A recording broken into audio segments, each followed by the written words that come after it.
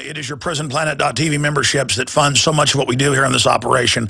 And then we're more than happy for the TV show after it's aired live, then be leaked out onto the web to tens of millions of people. That's our goal.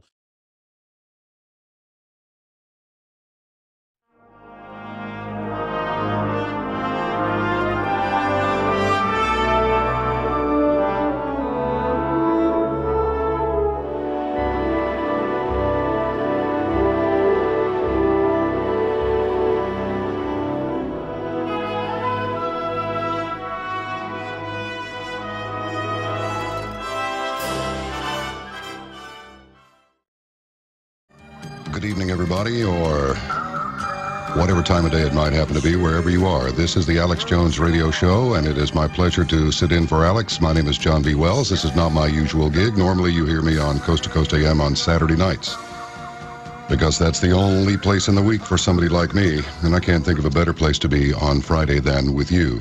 This evening, we will discuss several things. On the 15th of September, I mentioned that over the air to a few million of my closest friends, like yourselves, that this whole thing with the Benghazi, Libya embassy attack looked really, really funny to me, particularly after I saw the video, which was about the most haphazard, silly thing I've ever seen. In fact, it was so silly. It looked like it might have even been contrived by the government propaganda office, but that's probably just me looking for a conspiracy behind every blade of grass. So we will discuss a couple of the components that have come to light, which make the whole bloody thing look, well, even bloodier. Then we will also discuss some of the things that the sea life, the animal life, is suffering in the Pacific Northwest as a result of the ongoing problem with Fukushima. Notice first there was the hysteria, then there was the analysis, then there was the audible wondering, and then the news blackout. Well, effective today, this is really, really strange. There is so much material on this, and the fact that it is not making it into mainstream media is both pathetic and at the same time not the least bit surprising. The Fukushima fire is nearly twice as big as originally reported. That's one of them. A nuclear engineer has said a new way to locate Fukushima molten metal means they're expecting to find this stuff very deep in the ground, unless, of course, it's just an experiment. The nuclear-funded Obama on nuclear-sponsored Daily Show, nuclear is forgotten as a component in energy future. Oh, boy. Smoke from the Fukushima Daiichi fire visible on webcam footage. And then, of course, there is the fire. Over 4,000 square feet affected near reactor buildings. And it goes on and on and on. Okay. Then, as the election draws near, I mean, are these exciting times or what? Or as the old curse went, are these not interesting times? They're a little bit too interesting, but unfortunately, as Firesign Theater once said, we are all bozos on this bus, so I guess we better just strap in and roll with it, because I don't think there's much of an alternative, even if we could run. Where would we run to? Probably the best thing to do in this situation is run toward each other, and if we have any wagons, then prepare to circle them. As the polls begin to shift more in Mr. Romney's favor and away from President Obama, naturally, and particularly on Infowars.com, all of these reports of threatened unrest over the possibility that the welfare components, beginning with food stamps, may be taken away. I would suggest that only the most feeble-minded would think that suddenly all of the aid is going to vaporize because the incumbent leaves and the new president comes in, but alas, these are the times that we live in. And then I want to introduce to you a man that I've had the privilege of working with for just a few months now, but just to give you an idea of the sorts of credentials he has. He's a 67 graduate of the U.S. Air Force Academy, 72 graduate of the Mississippi State University,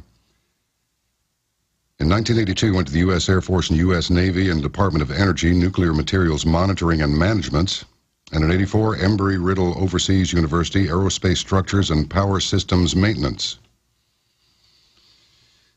Is it all right if I read this down? Okay. His name is Don Heger, USAF SPO Director on the U-2, the TR-1, the SR-71, Senior Guardian, and other black programs. And in fact, it's safe to say he may have a real, no-kidding, Skunk Works ball cap somewhere. He's nodding, he does. So let us just bring him onto the bridge of the Alex Jones radio show, and we're in hour number 17 of the Money Bomb. Let me tell you about the Money Bomb real quick. Bomb, NSA keyword, look out.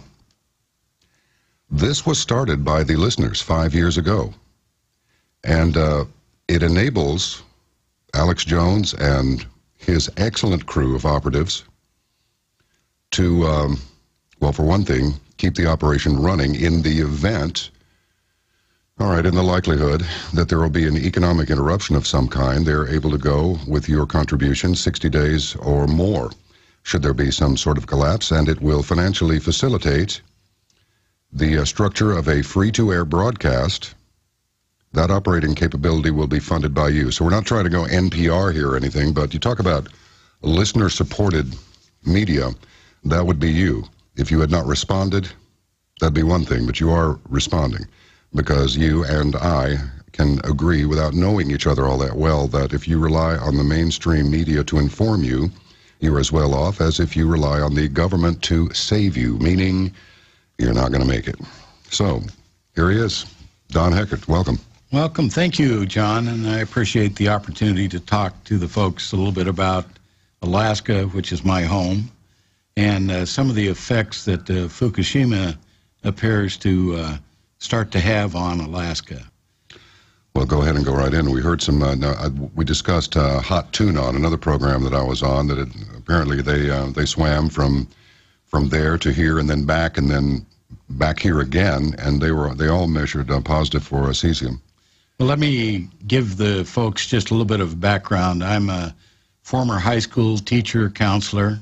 I'm also an aviator and flew the bush for a number of years, and I've been a gold miner and produced gold out of an active claim in an area north of Fairbanks, about 80 miles, that nobody can get to except via airplane. Right. What my interests are, I've had an interest in hunting all my life. Originally came to Alaska the first time right after the great earthquake in '64. And finally, it took me 11 years to get my family and myself assigned to Alaska in Fairbanks, Alaska. We actually lived in a small town called North Pole, just across from Santa Claus House, in the woods. Yeah. Anyway, during that time, I'm an avid hunter and outdoorsman, love to fish, and what my concern is now is part of my Air Force duties were to run what was called the Atomic Energy Detection System for the National Command Authority through an agency called AFTAC, and it's Air Force Technical Application Center.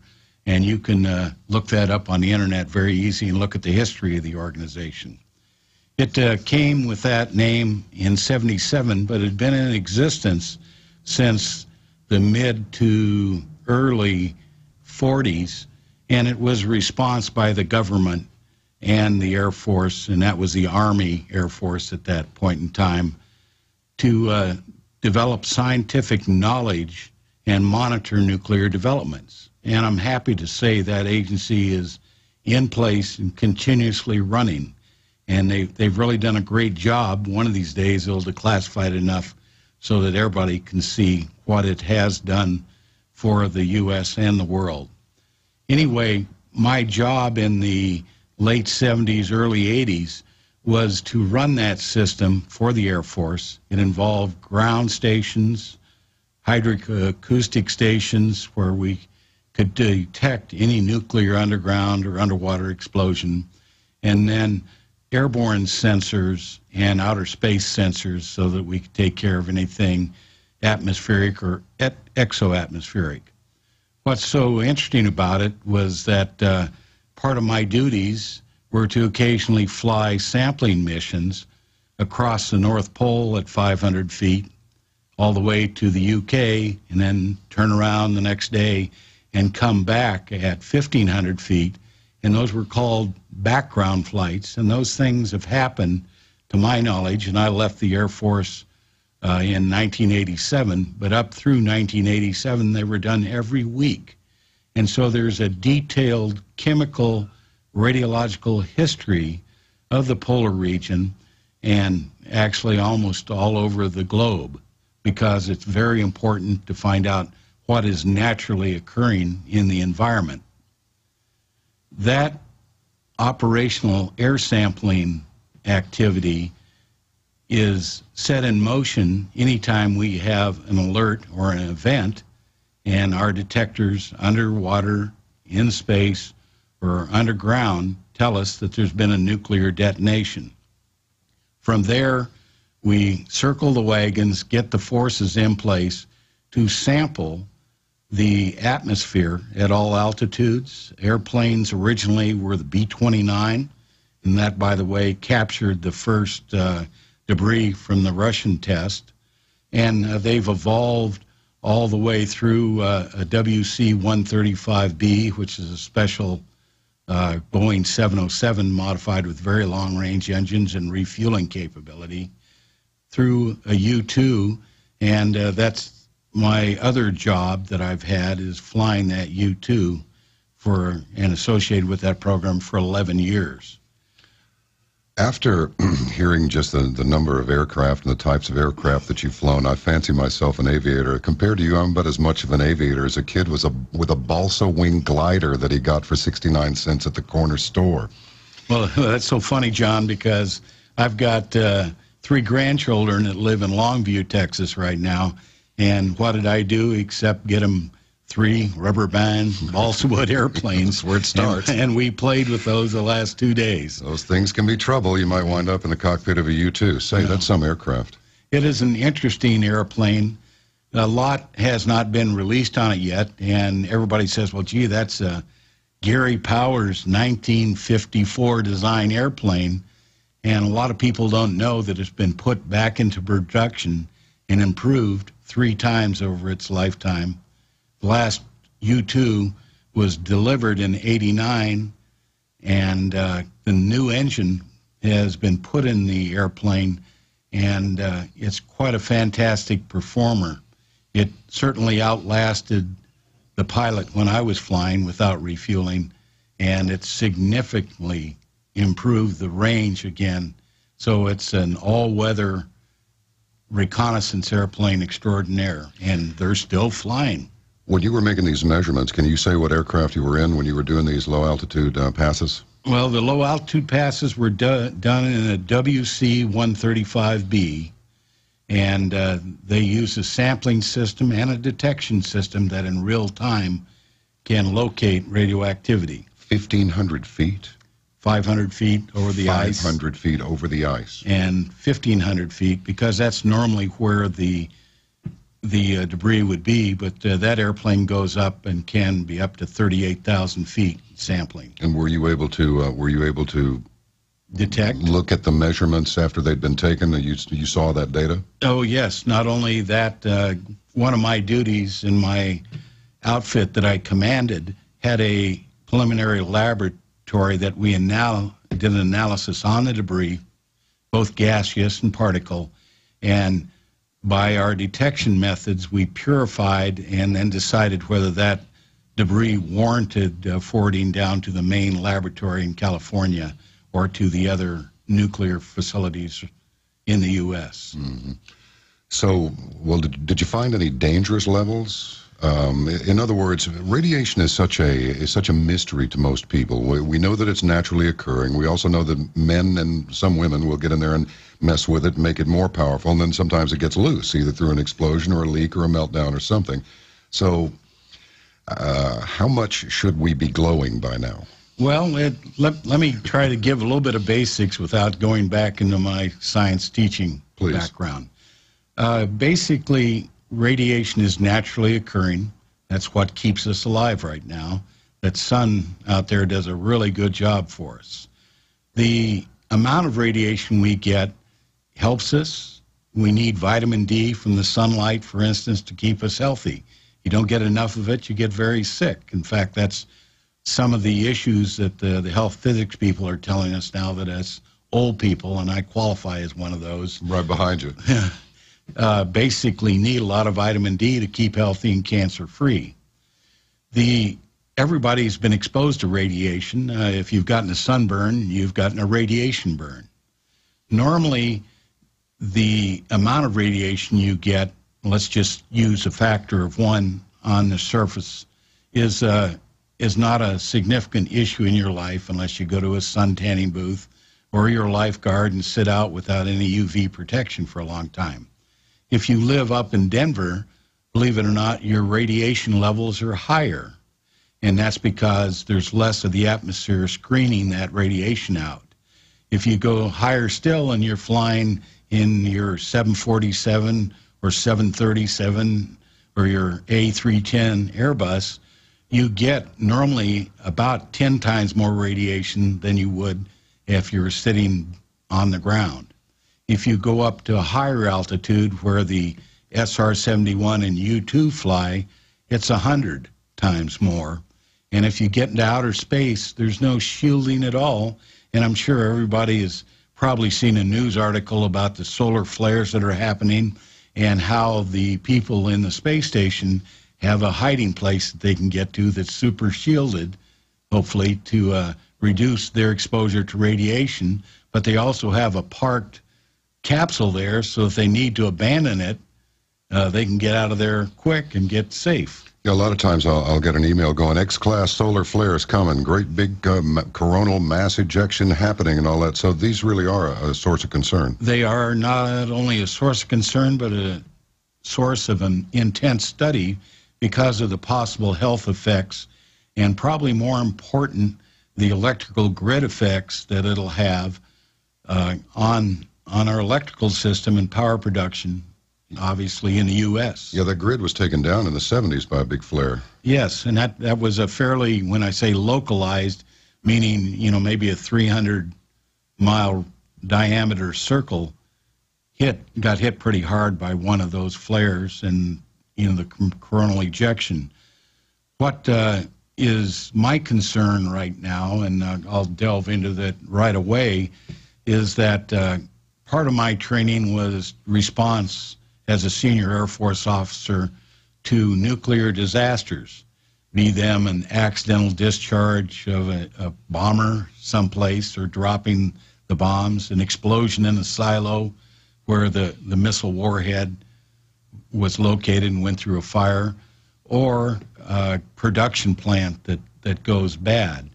Well, the issue there is that it's my belief at this point in time that we're really ill-prepared for the possibility of an electrical interruption. Most of those power plants in my day were required to keep no more than about 2 weeks of electrical power generation integral to their facility that was protected.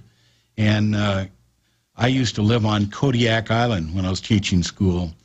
The weather occasionally would make it 10 days between the time that we could get either medevac or mail in or a boat into our area.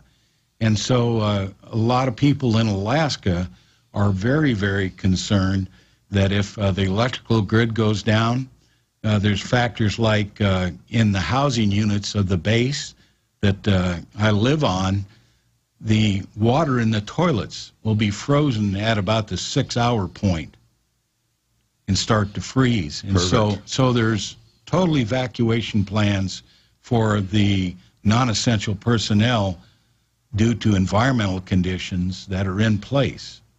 I don't see that same planning and support being made in our major cities. And it just takes one power interruption like we saw due to that terrible natural disaster in Japan, a Fukushima-like event, to really cause a lot of economic and cancer problems, death, and destruction in an area.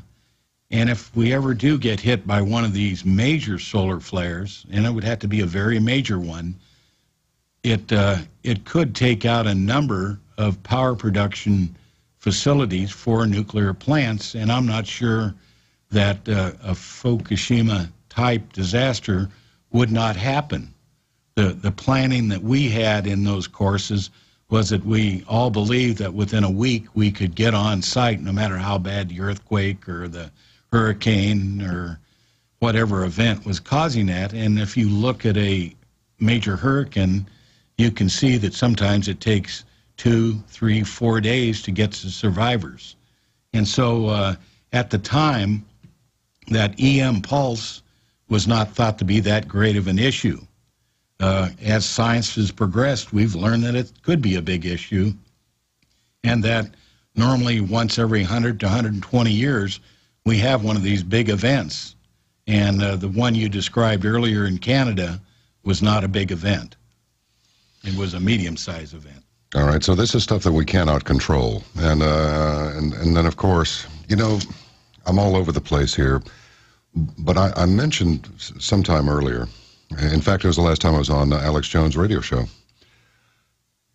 that why is the world not running to Japan to help them, number one, and should we feel some guilt over the fact that our desire for things, cars, stereos, Walkman, that's all, I just dated myself, should we feel some guilt over the fact that it's like, look, you know, you can become rich and prosperous, you know, Empire of Japan all over again, only this time instead of military, it'll be financial. We will buy your products, because America has largely become a nation of consumers, certainly to a measurable degree and a pretty good size one. So should we feel guilt over the fact that our desires for these material things cause them to produce, to construct 50 or 52 nuclear power plants on that tiny little island compared to the rest of the world in an area known for earthquakes and tsunamis? Okay, well, you're probably not going to like my response. First of all, I'm a supporter of nuclear power. Okay. I really think it's the wave of the future, and possibly fuel cell technology and hydrogen is a much better wave. But you're going to need a nuclear capability to generate that kind of level of power to produce your hydrogen. And we can talk more at a later date about hydrogen airplanes and nuclear-powered airplanes and all of those really strange things. Oh, boy. The interesting part of this, and why I support nuclear, you have what we call short period and long period events. A short period event occurs regularly, and we all use gasoline. I'm sure that every state within the last month has had a fuel truck or a tanker or a gas station have a major fire, and there's probably 2 or 3 deaths out of that. The nuclear plant, however, is a long period event, and that is normally it was designed so that it could continue to run through earthquakes and storms and even terrorist protection for the most part. But what we're finding is that as the world progresses, the ability of individuals to interrupt things has gotten greater and greater and greater, and where we thought the threshold was, 20 years ago or 25 years ago when I was in that business directly, has now changed. You watch armored vehicles be pierced or ambassadors be killed when he was in a pretty protected environment, but you get enough people and enough destructive power, and you can really cause a problem. And that's part of my concern about being prepared from a national standpoint. Let me get a little more specific about my Alaska experiences. I mentioned earlier that I was assistant guide. I have a son that is a full-fledged guide. I used to fly people in to hunt and fish. And so I'm really a consumer of wildlife and fish. A lot of the people, especially the natives in Alaska, have what's called a subsistence living style, where they count on the salmon and the moose and the caribou and the bear and all of those things that are on land or sea you know, the clams, the different sea life, the different varieties of fish form the basis of their diets. What my concern is that right after Fukushima, and again, you've got to look at my background, when a nuclear test went off in Russia or China, part of my duties were to get an airplane to that debris and sample it to try to gather the intelligence out of that. Well, as a fact, we learned very quickly, since 1945, where those outflows or flow patterns go.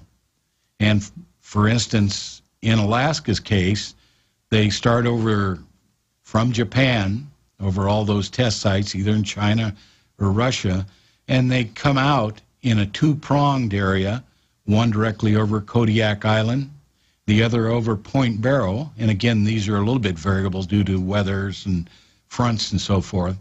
But the majority of time, those outflows come there. So anything that happened over Fukushima probably 2 days later, and you remember in World War II, Japanese had rice paper balloons that they put incendiary devices on and floated them over and tried to start forest fires in the Pacific Northwest. Oh, yeah.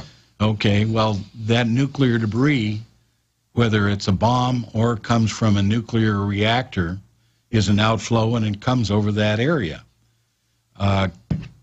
We basically did a lot of research in the early 80s and 90s to try to define those trajectories, and we now know those.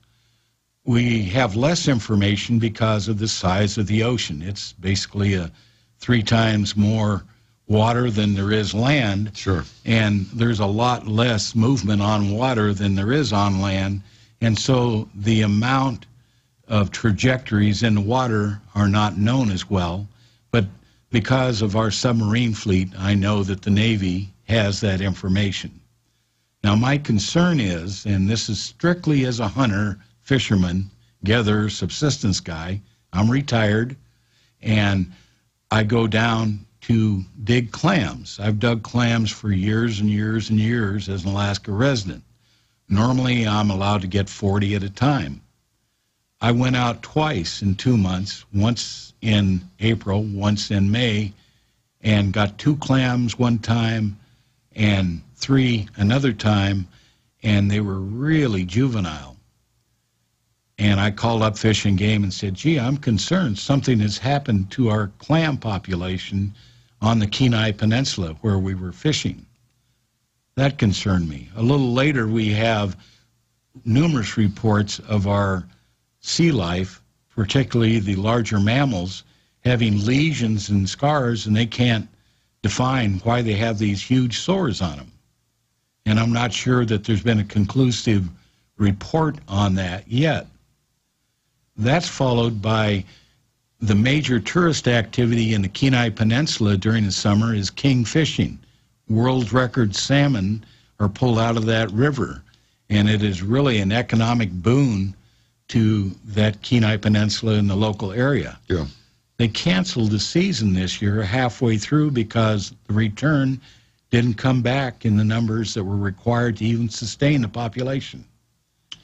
And so though those things put together caused our senators, Senator Bagich and Murkowski, to go forward and say, gee, we're now seeing this debris from Fukushima starting to wash up on our shores in Alaska, and please, let's sample this. Let's look at it and see if it presents a danger to either the marine life or to the people living on the coast.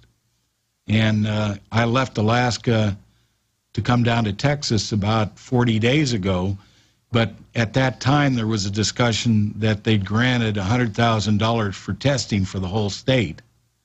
$100,000. And that'll pay for one airplane for a few days, or one boat for a month. Oh, boy. Well, I'll tell you what. Alex Jones, Radio Show Command, would we like to take a little break now?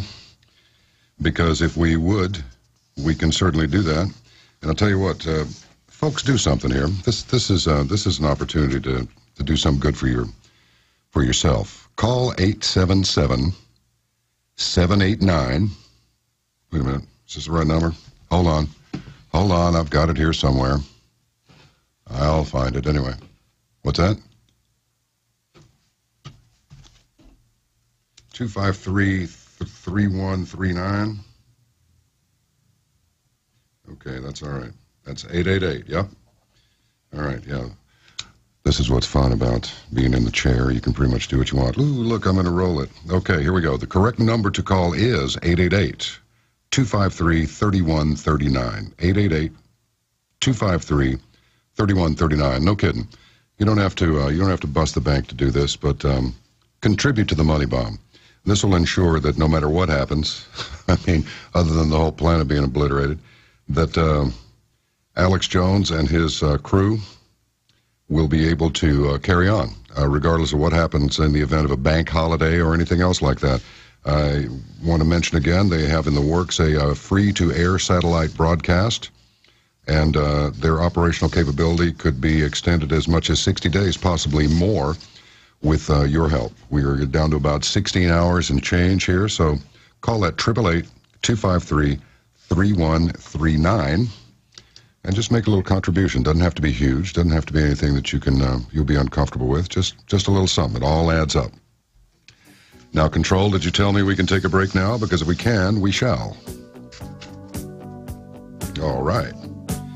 All right. Now, when we come back, let's talk about some preparedness. Let's talk about some equipment we can have on hand to tilt the field in our favor just a little bit. And then let's talk about arms dealing and Ambassador Chris Stevens. And then seg into potential civil unrest. We don't do fluff here. This is the Alex Jones Radio Show. This is the Alex Jones Radio Show. John B. Wells sitting in for Alex at this moment. And again, let me just remind you, I got the number correct this time. I don't know, these computers. Ever since I started into this talking on the Alex Jones Radio Show and doing Coast to Coast AM, I have just unending little computer anomalies, including the old disappearing page. Of course, that could be just user error. Anyway, the correct number is 888-253-3139. Just make a little contribution. You'll be glad you did, because if there's one of two things that need to remain on the air, I won't mention the other one because it's his show. And that would be the Alex Jones Radio Show, and also Infowars.com, PrisonPlanet.tv. Make a visit to the Infowars store. There's a lot of very cool stuff there that will help you sustain yourself here on an increasingly dangerous planet Earth. Back with Don Heger here. Alpha radiation you can block with a sheet of paper. Beta radiation, you need about a foot of something. But gamma radiation is bad news. Yeah, gamma radiation is bad news. A piece of tinfoil actually will stop the beta. And without going into any technical details, that probably leads us to the survival issues and how does one protect ourselves. Well, it's in the nuts. It's in the fish. Yes. You're going to need to peel everything if the stuff gets on your tomatoes. You can't eat the whole thing. You need to wash it. So what do you do? What kind of gear do you pack? You carry a Geiger counter where you go. Yeah, I do. Because? Yeah, because of the training I've received. And my concern that if something really drastic did happen, I'd sure like to protect my family and those people around me and save them. I mentioned that I used to get this wonderful tea out of Japan. And very beautiful tea. And I'd have a little meditational thing in the morning, drink tea, kind of collect my thoughts for the day around 6:30, 6:45, and then roll into it. And I thought, I wonder. So I pulled out my Geiger counter, checked the background, showed nothing, and then I waved it around by the little powdered tea that I just put in a cup. And it immediately spiked up to 2.5. Okay. This is not good, is it? Well, it's above background. Yes. And so let me explain really quickly. Most of the scales go up by tens, and that's called a logarithmic scale. And like I said, if you're flying high altitude in the 747 going to Australia, you're probably getting 10 to 15 times the normal radiation you would if you were out on a California beach. So if you're carrying this thing with you, you got it turned on, you're going to see it spike. Yes. When you're at altitude. But I'm sure TSA is really going to wonder what's going on there. Yeah. But So the people, and we used to fly, our missions were very long missions, and folks like flight attendants or pilots of long duration, high flying jetliners are getting exposed. And the bottom line is that they're not showing a really large increase that is even statistically significant in their cancer rates. And so the conclusion is at this point that that's not really an issue. Right. Where it became an issue for airliners was when there was atmospheric testing going on. And I can give you examples. When I was a high flyer, we'd put on the gear to test it, or we could warn the Concorde when it was flying, because it was a high altitude airplane. We knew where the debris was from the most recent atmospheric test, and so we guided them around it. That's a very positive thing that the National Command Authority and the government did for each other. Okay. And by the way, I have to thank the English people. They've been our allies and shared so much with us. And I think we will find in the coming years that in the Middle East, England is a real strong, staunch ally. Now, the reason I say that is that two of my assignments in the early to mid 80s were either in Europe or the Middle East. And so I've had a chance literally to see the Holy Lands and Egypt and all of those other countries from above. Seen the headwaters of the Nile and all that. Oh, all of that. And so it's really quite an interesting experience. And one of these days we'll discuss what a neat impression one gets when you're up that high. Yeah. But from a radiological standpoint, the debris at high altitude goes very quickly around the world. The debris at high altitude lingers for a very long time, and so it wasn't uncommon when I was flying the U-2 to see a significant rise on my instrumentation in the airplane from an event that happened 6, 8, 10 months ago. Really? Now, the remainder, the lower levels of the atmosphere are cleansed by the water droplets and clouds and the rainfall, or the snow if you're in a colder climate, that basically leaches that out of the atmosphere and deposits that on the ground. Where the stuff is grown that we eat. Yes. Yes. Okay. Right. And so what you described, John, if it was a scale on 1 to 10 and it went up to 2.5, that's still almost in a background level. I think we can go out and probably go down and find a coffee machine and put it next to it, and it might read 3, right. And then the can of raviola might be 4, and then back the lettuce is 1. And so those levels aren't going to be harmful to you. But now let me divert and say, part of the training I got as a combat crew member in Strategic Air Command, and it's now Air Combat Command, was global survival for its pilots and crew members after the balloon went up if we fought a nuclear war. And we were basically taught to hide out for about 10 days, because at the end of the 10th day, all of what are called short-lived nuclides or isotopes that are really going to harm you and be very radioactive had decayed down to the point that it was safe to move around. You would, at that point, be no more exposed than somebody working as a nurse in an X-ray room or somebody in a nuclear power plant that does general maintenance. And so it's at a safe level. The issues then become, do you ingest the radioactive material? And you can do that in several forms. Most of you recognize what a Coleman lantern is from the old days before LEDs. Oh, yeah. The material that makes that mantle glow is called thorium, and it's radioactive. It is a strong alpha emitter.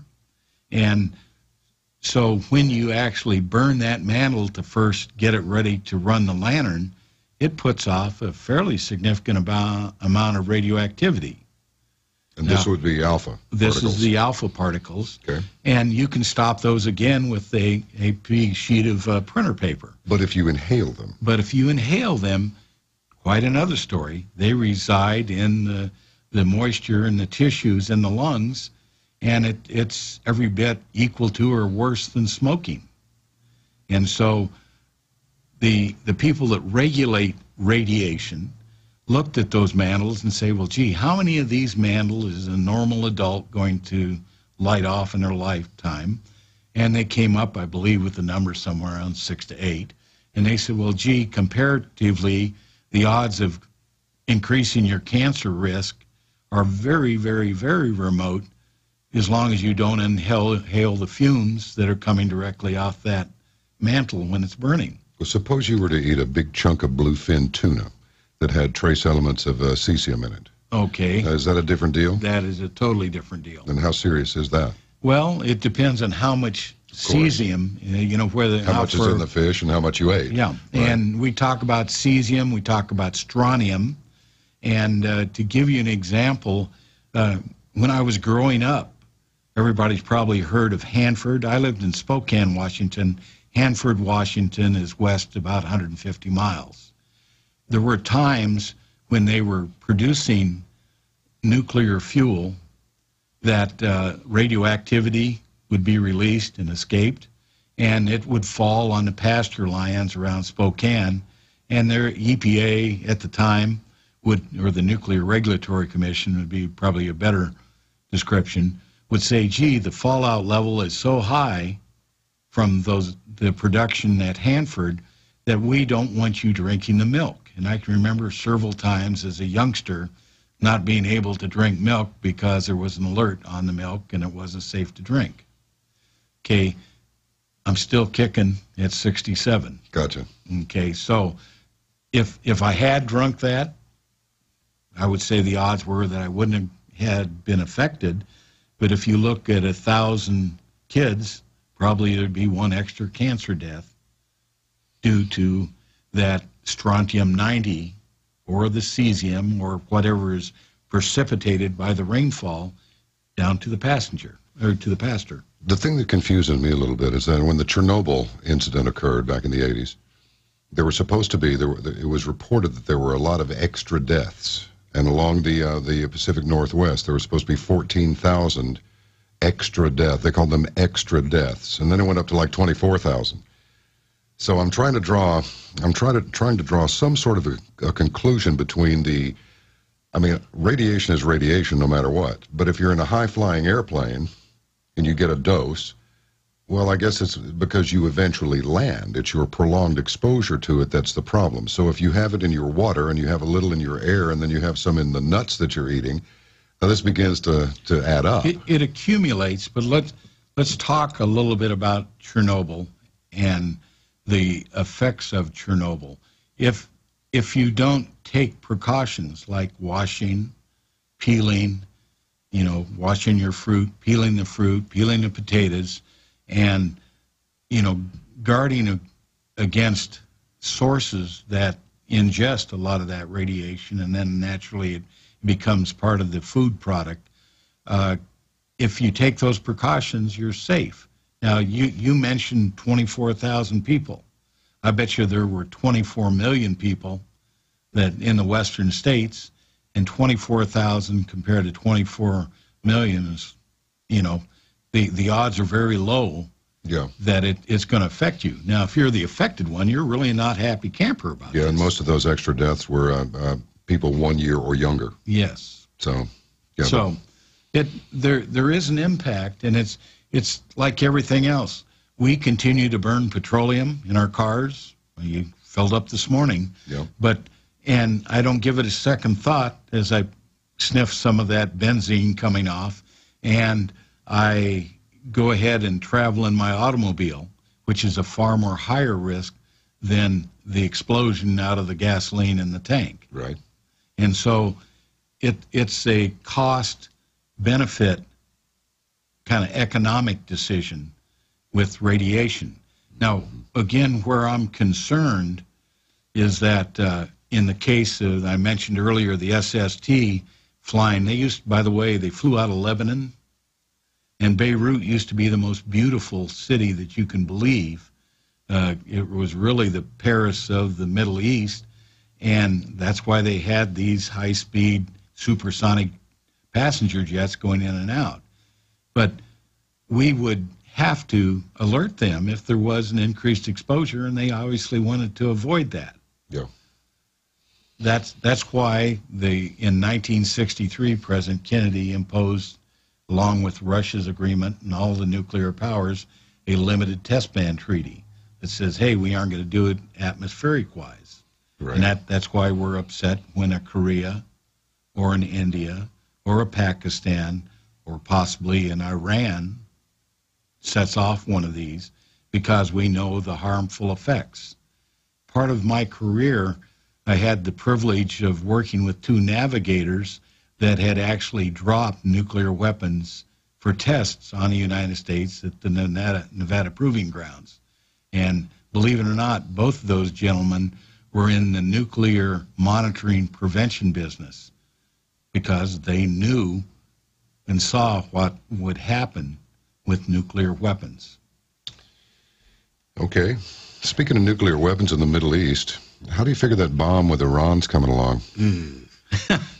Not good. No. Not good at all. My concern is, and again, let me give you a little bit of background, that second assignment in the Middle East was about 85 miles from Beirut. And our job was to monitor the peace accords from the 74 Egyptian-Iraqi-Syrian war. And we did that. But during that period of time where I was commander,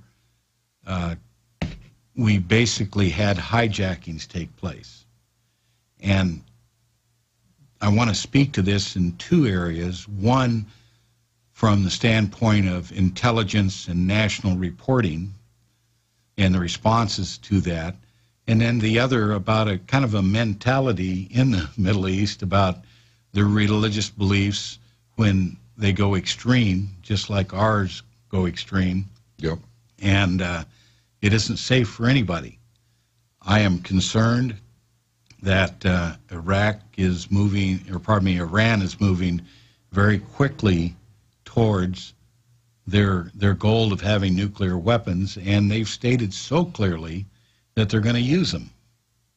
And I hope our president, which he has stated very, very, very clearly that they're not going to allow that to happen.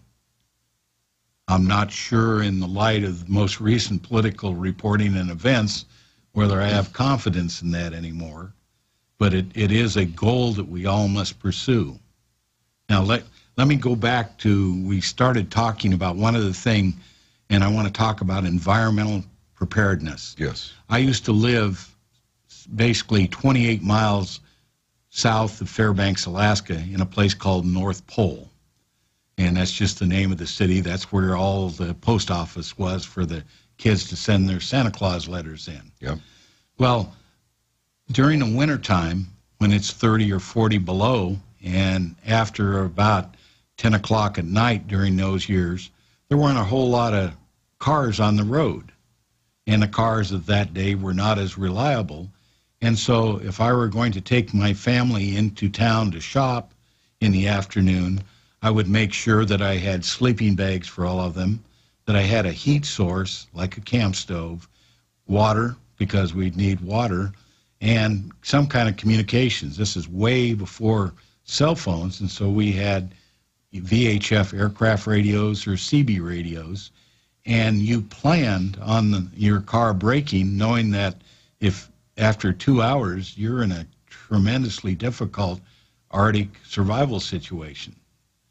Well, our climates and our situation is totally different when we're on a road system, and we have a lot of neighbors and emergency response teams here. The problem is that I see, and I just came down again, a short time ago from Alaska, is that there are so many people, and I watch how the highways are clogged in Dallas, and I have real withdrawal problems. Yeah.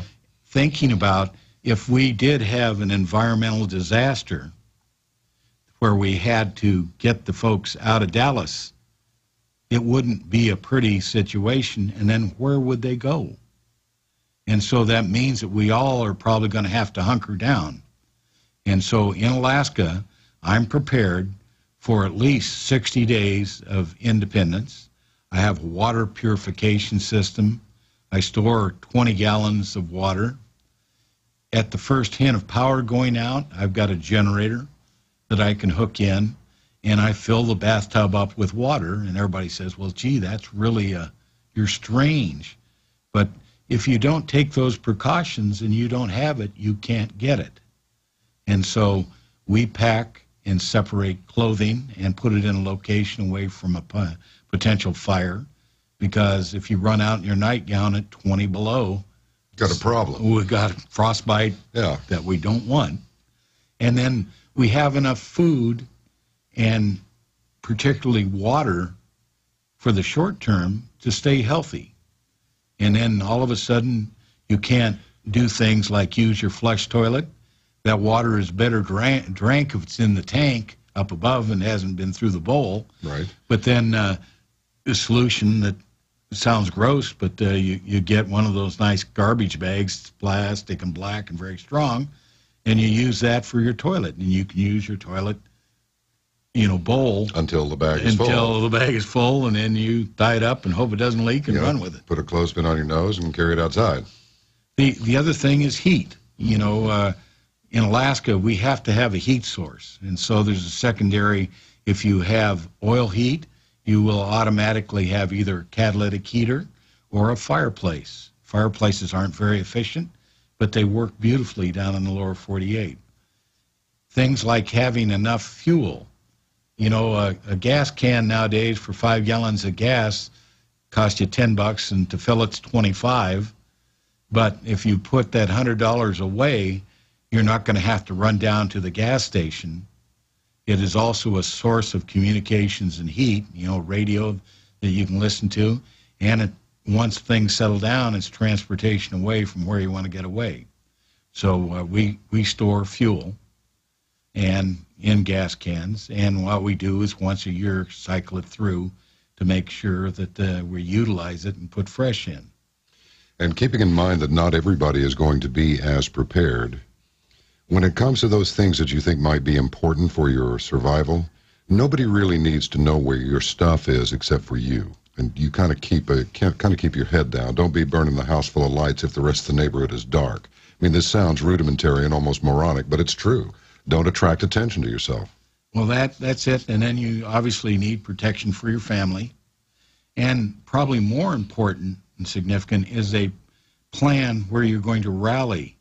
You've all been through fire drills, and they say, hey, we have an assembly point. We're going to count noses and make sure everybody got out at this point, upwind from where the fire is so that you're not in danger. Well, the same thing holds true for a family. And I've got family, 2 families in Alaska still, one in Longview, Texas, another one at Norfolk Naval Air Station. And we have discussed and have a written plan that says this is how we're going to get in contact with each other. And if we haven't done so within this period of time, then I'll be concerned and send out search parties or help. We've lived really such a good life in the United States for so many years, thanks in no small part to United States strategic defense entities. And the motto is peace is our profession, and it's peace through strength. Yes. We seem to, let's go ahead and go out on the clothesline here. We can finish up with radiation rather quickly. So the reason that you carry a counter with a Geiger counter with you is that you look at it every once in a while and you know what the backgrounds are. But if these background levels start looking not like the normal background levels that you're getting, well, then what do? You tune in your radio and go, well, what, did something happen somewhere or something? Why is this thing going up? So you tap it and you go, no, there's nothing wrong with it. All right, let's say that you are just a regular guy. You've got it in your little kid bag, got a flashlight, your old shooting iron, or whatever it is you carry in your bag, whatever. And you look at this thing and you see it going up. What's the very next thing that you do? Okay, the first thing is, what is the rate of increase? Okay, if I've prepared correctly, I am going to close off my house, go into an inner room, tape the door shut, and have enough supply in there to hopefully wait out at least 48 hours, and if necessary, in the absolute worst case, that 10-day I talked about. Mm-hmm. And I stay there protected. At the end of 10 days, I know it's safe to go outside. Now, if it's biological, you know, all bets are off. Forget about it, yeah. Yeah, it's hopefully your immune system is really good. Or you've got your little white suit handy. Yeah. Now, if it's chemical, during that period of time, chemical agents normally disperse very quickly. If it's a powdered form, it's going to wash away. And so we want to stay clean. And if any of the folks had experience in chem suits or, you know, booties, you see they wear booties, they throw that stuff away like raincoats and rain pants and then wash down. And that normally will take care of that kind of agent. You don't strike me as any kind of an alarmist, but I got the feeling over our conversations over the last several days that, and going back to what I said about we've lived so well for so long here, the odds almost compel that an incident will occur at some point. Well, I am, forgive me, very pessimistic. I was in the nuclear business for a long time, you know, two-tour in Vietnam kind of guy, and I've seen the worst of the worst.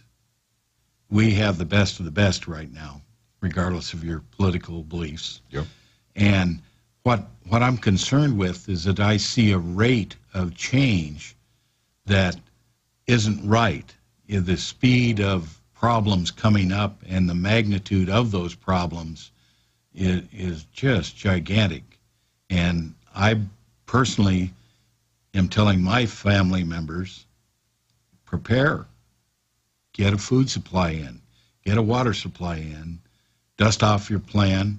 Go down and spend $45 for your little UHF radios so that you can talk to each other, and just throw them in a glove box of the car so that when the cell phone net goes out, Which it will, and the telephones don't work, and there's no electrical power, you can talk to each other and communicate, and then know where you're going to assemble.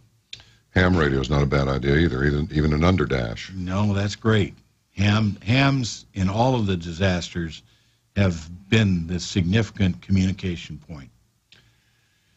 What do you think the chances are? I'm looking at this whole thing with the ambassador, Christopher Stevens, and you know, there's been all sorts of stuff circulate about him, how his an alleged lifestyle, how this alleged lifestyle may have led to him being targeted in some way, and blah blah blah. And then there was the whole deal about the video, and then that ridiculous second debate. It's like, yes, Mr. President, you did say something to the effect that we're not going to, I'm paraphrasing here, we're not going to roll over for any act of terrorism. Now, this car bomb went off in Beirut. We're just talking about Beirut. The White House has immediately declared it's a terrorist attack, but it took 2 weeks. I think if I'd been Romney, I would have said, oh, wait. You're right. You did use the expression act of terrorism or act of terror. However, what's the deal with the next 2 weeks? When half the people in your staff, you're the one where the buck stops, and Secretary Clinton said, and Susan Rice said, and blah, blah, that's all about a video.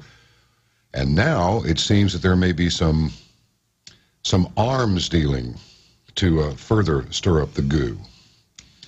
What do you got, Don? Well, this is difficult, John. I know. You know. Nobody likes to make a pontification or a prediction, then have it turn out to be just bollocks. No. But let's give it a shot. Okay, well, let me give it, again, a little bit of background in some of these hijackings and tell you about my responsibilities when I was in the Middle East as a senior Air Force commander at that location. Basically, if a hijacking occurred or a significant event that I injured one of my pilots or contractors or something significant happened to that operation, I had 20 minutes to report that. And that went directly to Headquarters Air Force, to my major command, and to the ultimate White House sit room. Yep. And so unless they canceled all of that in the last 20 years, there is absolutely no doubt in my mind that they've improved the system. It didn't take 20 minutes. They had real-time reporting of what was going on, and if things were right, they could actually probably see what was going on. Yeah, the surveillance capabilities of CIA and NSA and whoever else is up there that I don't know about, what they could read the small print on a pack of cigarettes from 10 miles up 30 years ago, I suppose they can count the hairs on your hand from 100 miles now. Well, I wouldn't go that far, Okay. but there's significant capability that allows us in what's called near real time to monitor, and you've seen that in many, many movies. Sure, the terrorists go, okay, the satellite is due to come over, Yeah. we must put the AKs, put in the tent, camouflage everything normal. Okay, satellite is gone, resume shooting. Well, but that's changed now because there's infrared and multispectral, and so we can look through the tent and say, gee, they just stacked 3 AK-47s in the tent. I'll say it for you so you don't have to. I'll go out on the clothesline. Here I go. They knew what happened. They could see what was happening, and that information got transmitted to the proper authority probably within the hour. I would almost bet my life on it. If they didn't, then they had left a message about don't bother me. Just put your hand up and go, wait a minute, let me go back to what I was saying the moment that I go ADD on you and take you off down another road. But it's like, why do I get the feeling that the entire Middle East is melting down and that our president's persuasions, for whatever reason, seem to aid and abet this? What is our policy in the Middle East? And then let's go back to this arms deal that may have resulted in Stevens getting whacked. And I'm speaking now as a representative of Don Heger, the Alaskan. Yes.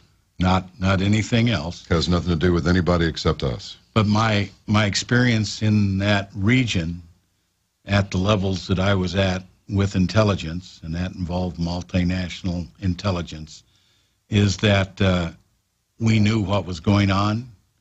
We knew how to find people. And if we didn't, you didn't stay employed. Is this a bad time to bring up bin Laden? Some people say he died 10 years ago. Well, I wasn't there, but I know that I was extremely disappointed that they put SEAL Team 7 at risk by disclosing who they are and how they operated. Just being a natural cynic, Missouri-born Texan and all of that, I can't imagine that a SEAL would write a book about his experiences on a raid as recently as that. I can't imagine a SEAL going rogue. I just can't imagine it. Is it possible, or is it like what I think it is? Well, I don't think that's a proper description. Forgive me. No, it's all right. But I think that there's so much contradictory information out there that you reach a point where you just can't stand it anymore, and you say, no more conjecture, people. I was there. This is how the events went down. And if you say that isn't true, you weren't there. Gotcha. Well, I'm still a little bit confused about 2 Black Hawks go in and 1 Black Hawk leaves with everybody on board. I didn't think there was enough room. Well, there isn't, but they had, I believe, CH-47s close by. Okay. All right. So. All right. I'm always, the thing about it is that, and I'm sure the listening audience can relate to this one, there is so much just absolute nonsense that's transparent when you see it. Then it gets a little bit better and a little bit more believable. By the end of maybe not the end of the day, but by the end of the week, you can't believe anything that you hear. Well, and let me tell you this. In my Air Force career and my civilian flying career, I never saw an official make a decision that was illogical based on the information they had. Okay, now in my view, we see the President and the State Department making what appear to be very illogical statements that persist for 2 weeks. Yeah. There is a reason, and it's got to be a gigantic reason that happened. And I can't speculate because I don't know what caused that, but I can tell you everybody that's dealt at that level knows what the systems are. I'm amazed that the senators and the congressmen have not jumped harder on those issues, just like the issue of gun running, or gun walking, I guess you would call. Oh, yeah. And you say, why in the world would people do this? There is a reason they did it. The reason may not be valid, and that's one other belief, and that is when you're in a situation where you're all-powerful as a commander or as a president or as a senator, sometimes you get so narrowly focused that you lose sight of reality. You want to shoot the messenger rather than take care of the problem. Yeah. And I don't know what the situation is. I would say that right after the election, we're all going to find out what happened. Well, just like this thing right here, how U.S. Ambassador Chris Stevens may have been linked to jihadist rebels in Syria. The official position is that the U.S. has refused to allow heavy weapons into Syria, but there's growing evidence that U.S. agents, particularly murdered Ambassador Chris Stevens, were at least aware of heavy weapons moving from Libya to jihadist Syrian rebels. So, I'll say it. I'll guess at it. So, maybe Ambassador Stevens was in the know, and maybe this was becoming one of those things that might come to light, and maybe he just decided to pull the plug on the operation, and maybe that's when he got a visit. Well, let me relay a funny incident that happened to me when I was commander. You always, as a commander, want to let your troops have a symbol or identify with something that gives a little bit of spirit to the organization. Our airplanes were all black, no tail numbers. Yes. We weren't supposed to identify our airplanes uniquely. My group put a Snoopy on the tail of my black airplane, and it had resided there for about 6 months. Okay, I think everything's cool. Right. All of a sudden, I'm called up to my supervision, and a picture of my airplane in flight with Snoopy on board, on the tail, is given to me, and the statement was the Russian ambassador handed this to our ambassador. Oh, no. Would you kindly correct the problem? Okay. Gotcha. We got you. So it's a funny situation. There's sometimes very polite dealings, but I just know that there's communication up and down channels, and that believe it or not, they really do talk to each other, whether the mic is on or not. It's interesting. What you were saying a while ago about when you're in a position of power. I think what you're saying is no matter what you're involved in, you're going to adopt that, not just mindset, but to use an old hippie expression, a mind trip, meaning it'll just take you anywhere you want to go. And you will become victimized by your own closed mind trip to where you really can't see outside. Well, you're so motivated by the objective that you're trying to make that you throw safety and all caution to the wind because you said it and you're the authority. And so you try to make it happen. Okay. All right. Alex Jones' radio show rolls on. Tell me, Alex Jones Control, do we need to take another little break here? Oh, I like that. We don't have to. So let's just keep rolling. Tell you what, the election. I'm thinking it's going to be worse than Carter. I'm thinking that Romney's going to walk with this one. One of the reasons that I think that Romney may walk with this one is because the usefulness of the current one has been spent. He's attracting too much attention to himself, and the great shadow government, whatever it may be, has gone, okay, time to change partners. Get him out of here. Well, let me tell you two personal stories about this voter sitting across from you. I've voted in Alaska since 1979, been a state resident since then, and I'm concerned on a couple of issues residence-wise. The first one is I'm retired military. I live on a military base, reside there, and I asked for again, a ballot to be mailed to me, and I got a note day before yesterday in my mail, forwarded finally, that my request for an absentee ballot was turned down because of the address that I had. What does that mean? Well, that means that I don't know how to prove my residency in Alaska, but at the same time, earlier this month, I received my permanent fund, which absolutely states that I've been a resident of Alaska since 1979, and if I lie about that, I go to jail. So both my wife and I probably will not get to vote in this election, and there's been a little bit of publicity about how the military, and in this case retired military, is having difficulty qualifying to vote. I voted earlier in the primary elections. Yeah. And so you say to yourself, why the problem now? Is it something I did, possibly by leaving Alaska and not being there during the election? Mm-hmm. So I'm definitely the cause of that. But why the problem with my residency at this point in time when the state, I have a fishing license that is permanent.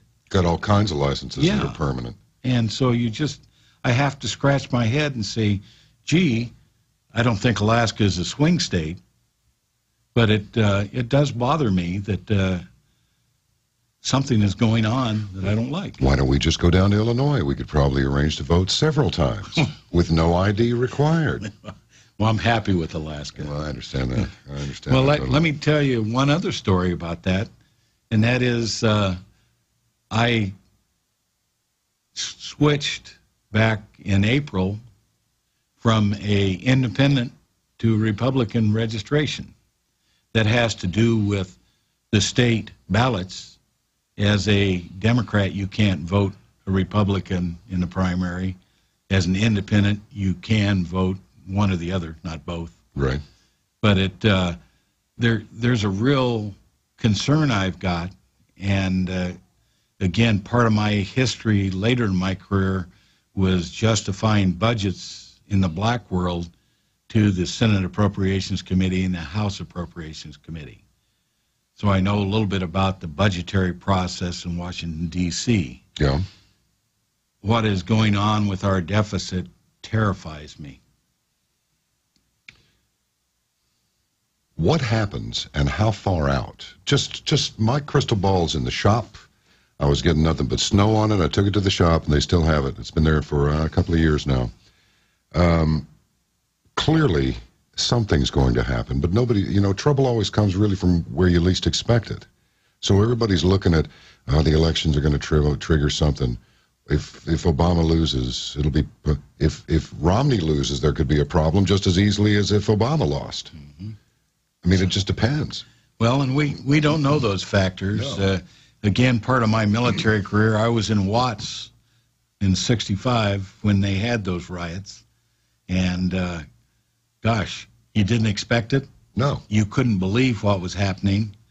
And, man alive, it's not a good place to be. Well, the thing about it is when the last L.A. riots occurred, they did some in Dallas, and they interviewed a couple of the rioters, and they both said the same thing. Well, they had theirs, so we wanted to have ours. Free stuff. Yeah, free stuff. Yeah. But they were doing it just to do it.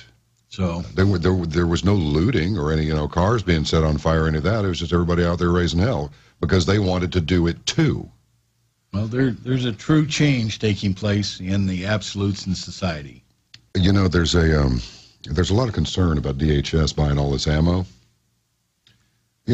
Hundreds of millions of rounds. I think we're up to 1 billion rounds now. What are we supposed to make out of that? I mean, what are they worried about? I don't think it's you and me. No, I'm concerned. As a crew member authorized to carry firearms, I've had to go through metal detectors, even though, I was authorized to carry those firearms. Right. And that really causes people to be upset that are there waiting. Yeah. you know, and see the buzzers go off and don't know what's going on. Yeah. This is quite a while ago, before TSA was TSA. But I'm really concerned that our rights and our privileges of flying have been interfered with so much, it's worse than the German Gestapo ever was. And the funny thing about it is, you would think that if enough people called the airlines and said, listen, you get rid of these people and you put something sensible in place, or we'll just quit flying you. And you can all file for bankruptcy, and we'll bloody well walk, or we'll take the bus, or we'll drive, but we're not going to put up with this. I mean, last weekend on Coast to Coast, I did this rock and roll thing, and I was trying to find the answer to the question, what happened to the revolution? What happened? I called it the rock revolution. They changed it to the Legends of Rock. That's not really what it was supposed to start. It was supposed to be, what happened to our revolution? This pushing back against big government, this pushing back against a police state, this pushing back against this undeclared war. And it occurred to me that there's nothing that'll get you to join a revolution quicker than being drafted into an undeclared war where you're facing jail time if you don't go. So I'm thinking that one of the reasons that our rock and roll revolution kind of fizzled out is because our draft fizzled out. The people back then recognized that they all shared the possibility of going and visiting people of an ancient culture and being forced to kill them, as they said in Full Metal Jacket. But that's not the case now. We have a volunteer army now. And so what followed then was, yeah, and I said this, I don't want them used as mercenaries. If they're a volunteer army and they're being paid and they're fighting in an undeclared war, what does that make them? Well, it's a very difficult situation. It is. And let me again go back to my career. My class, and I was a class of 1963, by the time I came home out of college as a junior, I had many classmates that were returning from Vietnam after their tour, having been drafted. I didn't get to Vietnam until 1973, and I was a volunteer the entire time for that, and it just took that long to train me. I must have been really slow on the uptake. Right. But the bottom line is that that was a shared responsibility that everybody knew.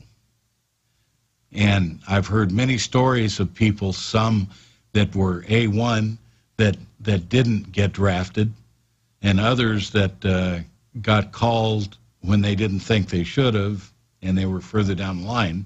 One little anecdotal thing was that when I was at RF Alconbury in England, and this was 1983, I got a letter from my draft board that basically was addressed to me as Lieutenant Colonel, and it advised me that I hadn't registered for the draft and that it was in danger of losing all government benefits and possibly subject to legal action, and it was sent to a military Air Force base with me being military. And I said, gee, do I need to respond? This took down the JAG, and he says, how old were you when you joined the Air Force? And I said, 17. And he says, throw it away. But there's always something like that happens. That sort of situation seems to follow you around. Now you've got the voter registration thing in Alaska now. Yeah, it's a black cloud, right? Yeah. I'll tell you what, let's recapitulate here. Recap, as they say. You notice how many people don't know recap is short for recapitulate. Well, so we just visit it again. Going back to the radiation levels and any potential poisoning up there in the Pacific Northwest, the jury's still out on what's causing the lesions on the mammals. Well, and that, yes, I believe so. My concern is that I'm seeing a general environmental shift, and I don't know what it is. I'm sure the scientists at this point don't know what it is, and I haven't read in the scientific literature any information about the in-depth studies. And we see the International Atomic Energy Agency sends out a monthly report, but they only report on 2 specific nuclides or radioactive materials, and there's whole bunches of other ones. And some of those, like earlier in the program I talked about strontium, I want to know what the heck's going on with the strontium. I want to know where the debris settled in the ocean and if it moved through a column of water. those kind of things, I believe, are available at other agencies, but I'm not sure that the governmental focus is sufficient yet to do that, and nor do they want to do that at this point, because it's going to raise a whole bunch of other relational issues. If I pollute your country and harm your citizens because of my radioactivity, do I have financial responsibility towards you? Oh, yeah. And, the trial lawyers will go crazy. Well, not only that, but any aspersions cast on the safety of nuclear power, in any case, may threaten the nuclear industry's ability to make some money and build some more plants. And I can't see how the administration could threaten it any more than they can have the coal industry, because they haven't told the nuclear industry they're going to abolish it, but it sounds very clearly that the administration is going to attempt to abolish coal. And again, in Alaska story, we have a clean burning power plant that was built right next to our excellent coal source in Healy, Alaska. And there's a big mine there that supports the Japanese and the Koreans. Well, the idea was that let's build an intertie system, which is in place now, and build this plant. And it can't get an operating license. They're still struggling, and I believe it's the 5th year to try to get that license approved. And it's really a shame, because we could produce that. Yeah, so it's as efficient as the original Ford plant up there in Dearborn. Here's your dirt with your iron ore in it on one end of the plant, and on the other end of the plant, a car rolls out. It was all one turnkey operation, the whole thing. That's what you have going on up there, but they won't license it. That's correct. And so what's the next step? They want to build a dam, and that's going to be even more interesting. Yeah, and so what's the Matanuska River.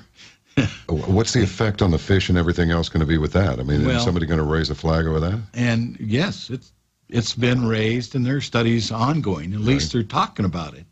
And they'll present that, hopefully, to the people to vote on first to say, do we really want to do this? And then move ahead. So I wonder if they provided more than $100,000 to study this, because they only came up with $100,000 to study the nuclear impact on that whole region.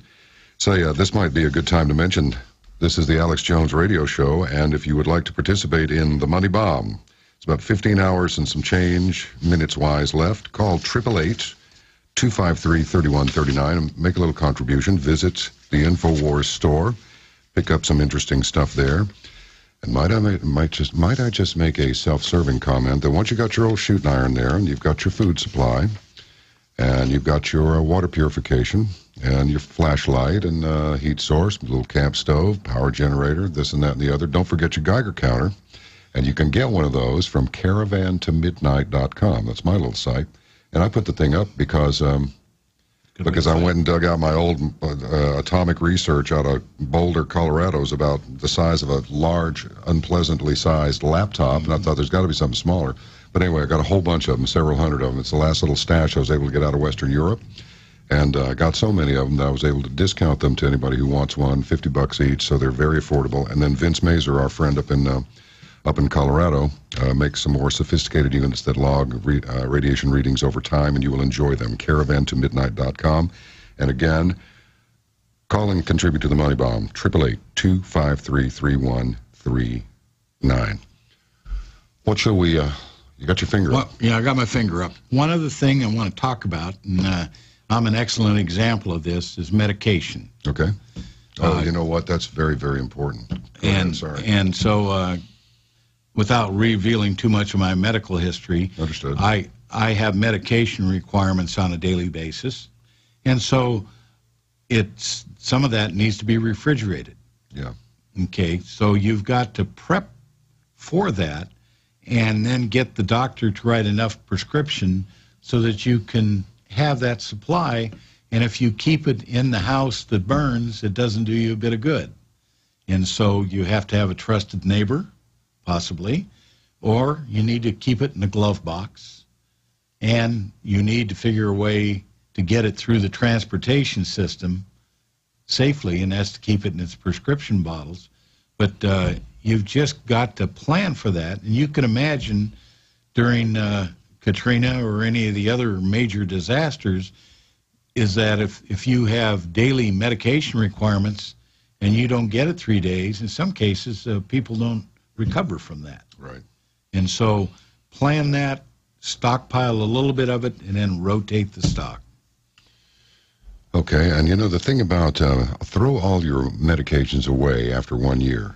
They just want you to buy more. That's all that's about. There's nothing wrong with that medicine. In 99% of the cases, there's nothing wrong with that medication. That's correct. And if you ask your doctor point blank, he may show you some data that says, well, it's 95% effective after the second year. Well, that'll work. And, you know, and so... As long as it's not 9% or 9.5, 95 will be fine. That's right. All right. What else can we talk about here in the few minutes that remain? Well, we can talk about airplanes or developments or anything else that you want to address. All right, let's look in your crystal ball again. And who's going to win this election? I'm not going to jinx it by guessing.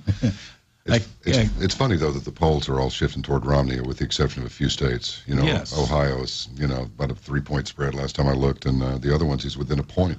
Well, I think the economy, very clearly, and the foreign policy issue, which is probably going to come in really sharp focus on Monday, are issues that are extremely hard to defend. And we'll see what comes out of that debate. I think there's a high probability that there's more shifting is going to take place. Yeah, I think it's funny that that there was all of this stuff. I mean, right here on InfoWars, there's all sorts of stuff about these death threats. 50 crazy. This is a good one. This is from the other day. 50 crazy things that Obama supporters are threatening to do. You know, from cry in the fetal position to I'ma start a riot, or is that Imma start a riot? I don't know. Somebody's going back to, we got people going back to Italy, Brazil, Ghana, and Zimbabwe. Wait, which one, right here? Moving out of the country, you bet. Oh, yeah, but the problem is where to? Now, here's a philosophical question for you. Let's say that things really did get so silly in the United States that a measurable percentage of people decide they want to go somewhere else.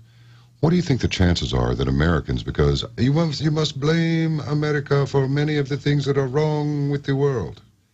What do you think the chances are that Americans could become, well, one of the most hunted creatures on Earth? Well, we're very fortunate. I guess we represent somewhere close to 6% of the population. Yeah. I think I'd be more worried about that horde of other people trying to come our direction. And this is one of the reasons I'm in Alaska, besides loving the freedom. Alaska's resource is like the late 1800s must have been on the West Coast. Really? And so it's really a pristine environment, and that's why we're concerned about the stuff floating up on our beaches. Yeah. And there's still enough food, game-wise, and a lot of people don't realize it, but during the summer months, we have a growing season that is so long, there's so much daylight, that the plants literally go completely crazy. I've got to mow my lawn every 3 days because it's done a week of growth. Really? In that period of time, you know, from late June, you know, through the end of July. Wow. So it's an interesting phenomenon, and if you haven't ever seen the killer cabbages and the different growth items from a vegetable point of view, I think we have a lot of world record size of vegetation. The other part about Alaska, again, and being a resource, wherever you're in sparse population, there's a real chance to you know, survive and live off the land for a period of time. One of the other things that are in my survival kit, and this is a long-term one, is seeds. And so I can at least plant a garden whenever spring would roll around and try to get some food that way. Takes a while for that stuff to grow, though. That's the only thing. I mean, I can remember when You know, my parents and my friends' parents were always canning things, but I don't see people canning things, putting them up in jars anymore. I'm not sure that anybody even knows how anymore. Well, we do in Alaska. I bet you do. And we actually brought a case of that canned salmon down for the family so that they could enjoy it. And let me give you an example. In Alaska, our salmon run very plentifully, and so all I have to do is identify myself to Fish and Game, and I can put out a gill net and get at least 25 salmon for me and another 10 for each member of my family. Those are good-sized fish, too. Those are good size. You know, we're talking 8 to 15-pound fish, and that's enough to put in the freezer to live off of. Sure. Same way, if most people don't realize how big a moose is. Right. It is really big. Yeah. What? Just for giggles, as we wind up the program here, how much does one of those? How much does a moose weigh? About 2,500 pounds, something? Yes, I'd say more 1,800 to 2,000. But what's amazing is that if you stand up next to one, and I'm talking a middle-sized one, right, you come up not to the top of their shoulders, but where their legs connect, and it's quite easily to see 9 or 10 foot at the top of the antlers. No kidding. And there are more people injured and killed in Alaska by mooses during the wintertime than there are bears. So it's mooses, it's not meese. No, yeah. Okay, gotcha. Or moose-eye. Yeah, you know, I knew they were big. You go, oh, look at that guy, he's a moose, right? But I had no idea they were 10 feet at the top of the antlers. Oh, yeah. They're absolutely huge. And you don't clean a moose by rolling it over on its back. Right. You start dismembering it and work down. Yes. And so it is a lot of fun shooting moose. Yeah. But for that few seconds of fun, you have 2 days of work to process, clean, and cut up and store the meat. You know, I think a buffalo might be easier. Well, I'm not sure. They're disgusting, though, you know. You got to pull that skin off. That's the nasty part, as Wyatt Earp used to say. All righty, then. I'll tell you what, let me just, one more little pitch here. There are just hours left on the Money Bomb. And I want you to keep in mind that when you call 888-253-3139 and make a little contribution or go to the InfoWars store and something that you need, you will support the broadcast facilities, the staff, an upcoming free-to-air, FTA for short, broadcast satellite operation, and actually contribute to extending the ability of InfoWars and Prison Planet TV to continue to broadcast 60 days and beyond any kind of a prolonged bank holiday, which is a very distinct possibility. You know, you've had the benefit of working with these really smart people, very, very, very smart, the best of the best. And yet with all, they are human beings. They are people, too. They occasionally make mistakes. They occasionally crack up an airplane, God forbid, but it does happen. What do the people that you still stay in contact with, what is their prognosis for the future of this country? Do they feel like we'll go through a lot of things which the odds may compel us to go through, or, you know, external forces may compel us to endure these things? But, I mean, what does it look like on the horizon for the survival of the Republic? Well, again, I'm dealing with a very narrow population. Yeah.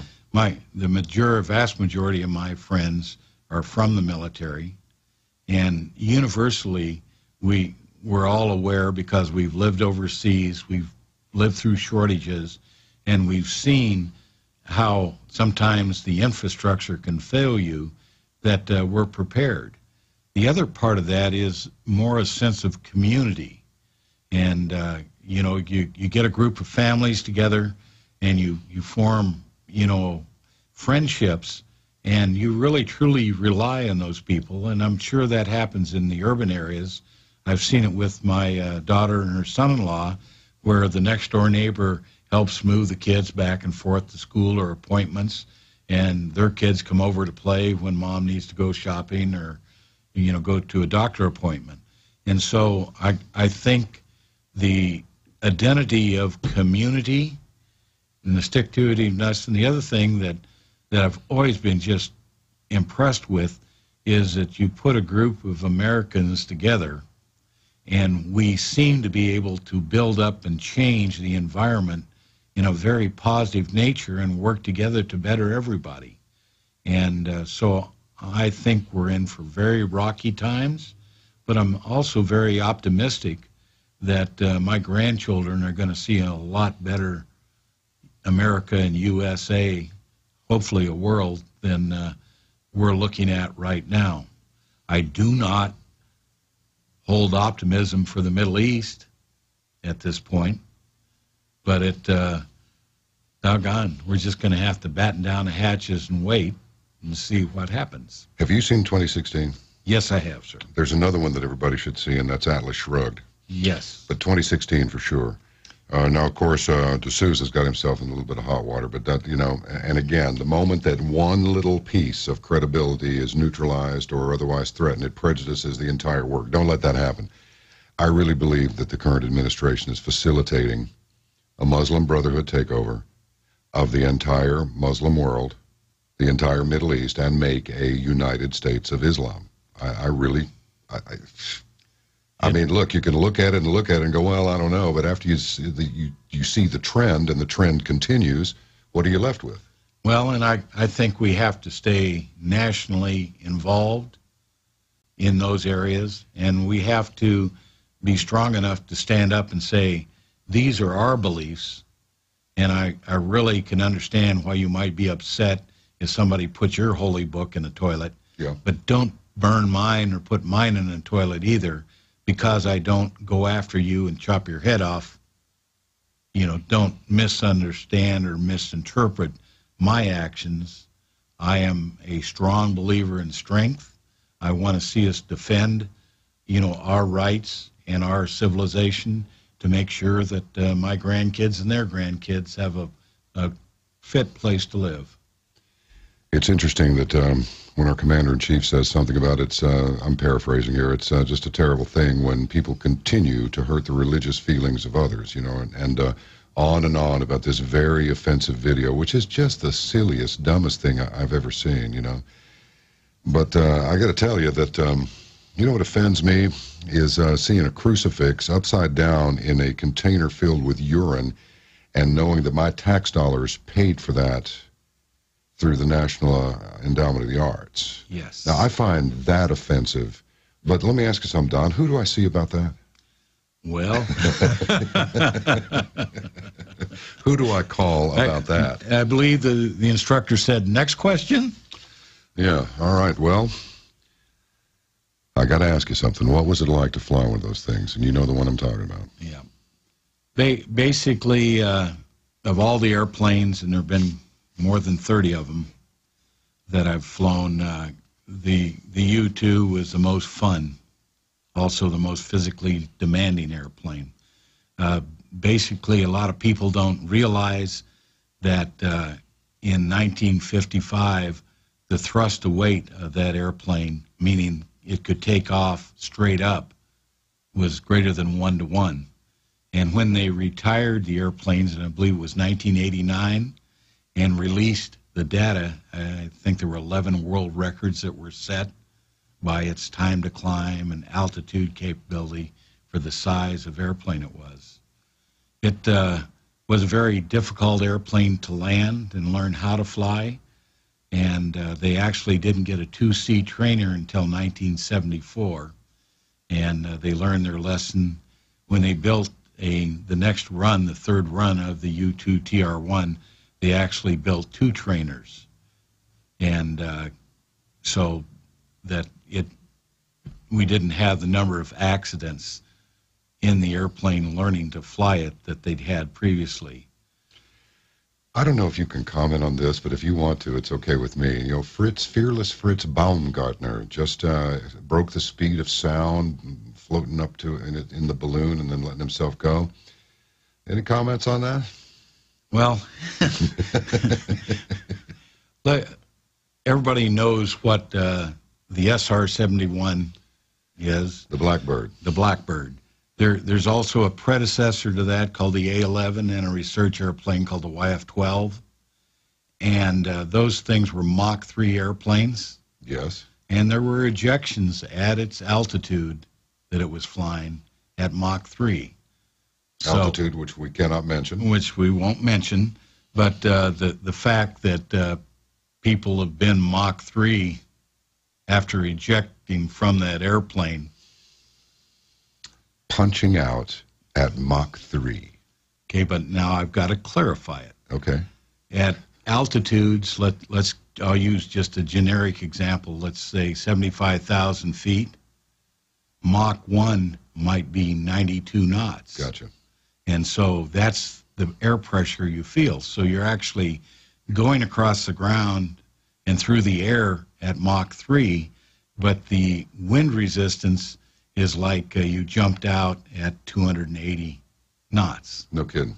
And so there's a lot of different atmospheric dynamics and issues like that, but there have been ejections at Mach 3 at max altitude with airplanes. So like speed is speed, and risk is risk, and altitude is altitude, and it's all relative, and yet somehow not related. And he's a very brave man I'll to do. say yes. And we honor him for that. Yes, we do. And I'm proud his spacesuit didn't look very much different from the ones that we are still wearing. And the thing that will be done is the thing that hath been done, and there is nothing new under the sun.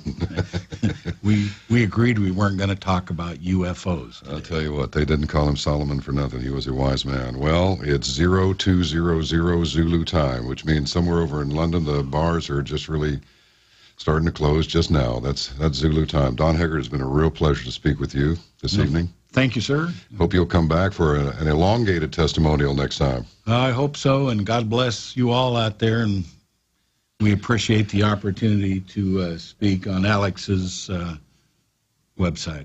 Yep, Alex Jones, a radio program. Well, John B. Wells here signing off. I'll be talking to you on another band, maybe the same one that you're hearing Alex Jones's radio show on. But don't forget about the Money Bomb. Call that thing, last mentioned, 888-253-3139, 15 hours and counting. Be well, everybody. God bless you. God bless the United States of America. Over and out for now. Welcome to InfoWars Money Bomb 2012. I'm Russell Dowden, General Manager for the InfoWars magazine. We are live here on the 19th day of October 2012. Glad to be here. Had a lot of fun last night interviewing Philip J. Berg. Last night was on the program with us talking about ObamaCrimes.com and Obama and where that fishy birth certificate ever is. Never manifested itself. But anyway, glad to be here. Glad you are here with us. InfoWarsMoneyBomb.com. We are live. Thanks to your help, we've generated over $240,000 of your support, going to keep this media operation going. And want to thank everybody for making their donations. Want to remind you that you can call in at 888-253-3139. Operators are standing by if you'd like to make a $25 donation, a $50 donation. Hey, maybe you want to pick up some of the magazines that my crew back there in the graphics department are working hard on. You can pick those up at cost in the warehouse back there by calling the number 888-253-3139. and order some magazines at bulk. Or maybe you want a T-shirt. There's some great products, too, that Alex is auctioning off also on eBay. So if you're interested in checking that stuff out, give them a call there. Customer services operators are still working late tonight and will be till tomorrow at 11 a.m. 888-253-3139 to donate. And thank you all for being a part of InfoWars Money Bomb 2012. A lot of fun here. Riding shotgun with me is Rob Jacobson. Our very own Rob Jacobson tuning in with us here, riding shotgun. What's going on, Rob? Nothing much, Russell. Thanks for having me on. It's an honor to be here with you, and of course on the InfoWars Money Bomb. Yes, it's a lot of fun. A lot of fun. I'm excited. I've been a big fan of Alex's for many years. Known Alex for about 12 years, and just what a treat to be sitting right here in his chair here and broadcasting to you fine folks tonight. This is just what a great thrill. Yeah, totally incredible. It's incredible to be here tonight. Very cool. And we've got a couple of guests lined up. What do we've got? Another Obama guest. Joel Gilbert. Joel. Dreams from My Real Father, a DVD that I enjoyed watching. I mean, it was definitely a lot of food for thought, very thought-provoking, got me thinking about a lot of different things. And, You know, I thought it really put together the background Obama story for me a lot better. It filled in a lot of blanks that I kind of had questions about, you know, like a lot of his history is kind of, well, did he do this? Didn't he do that?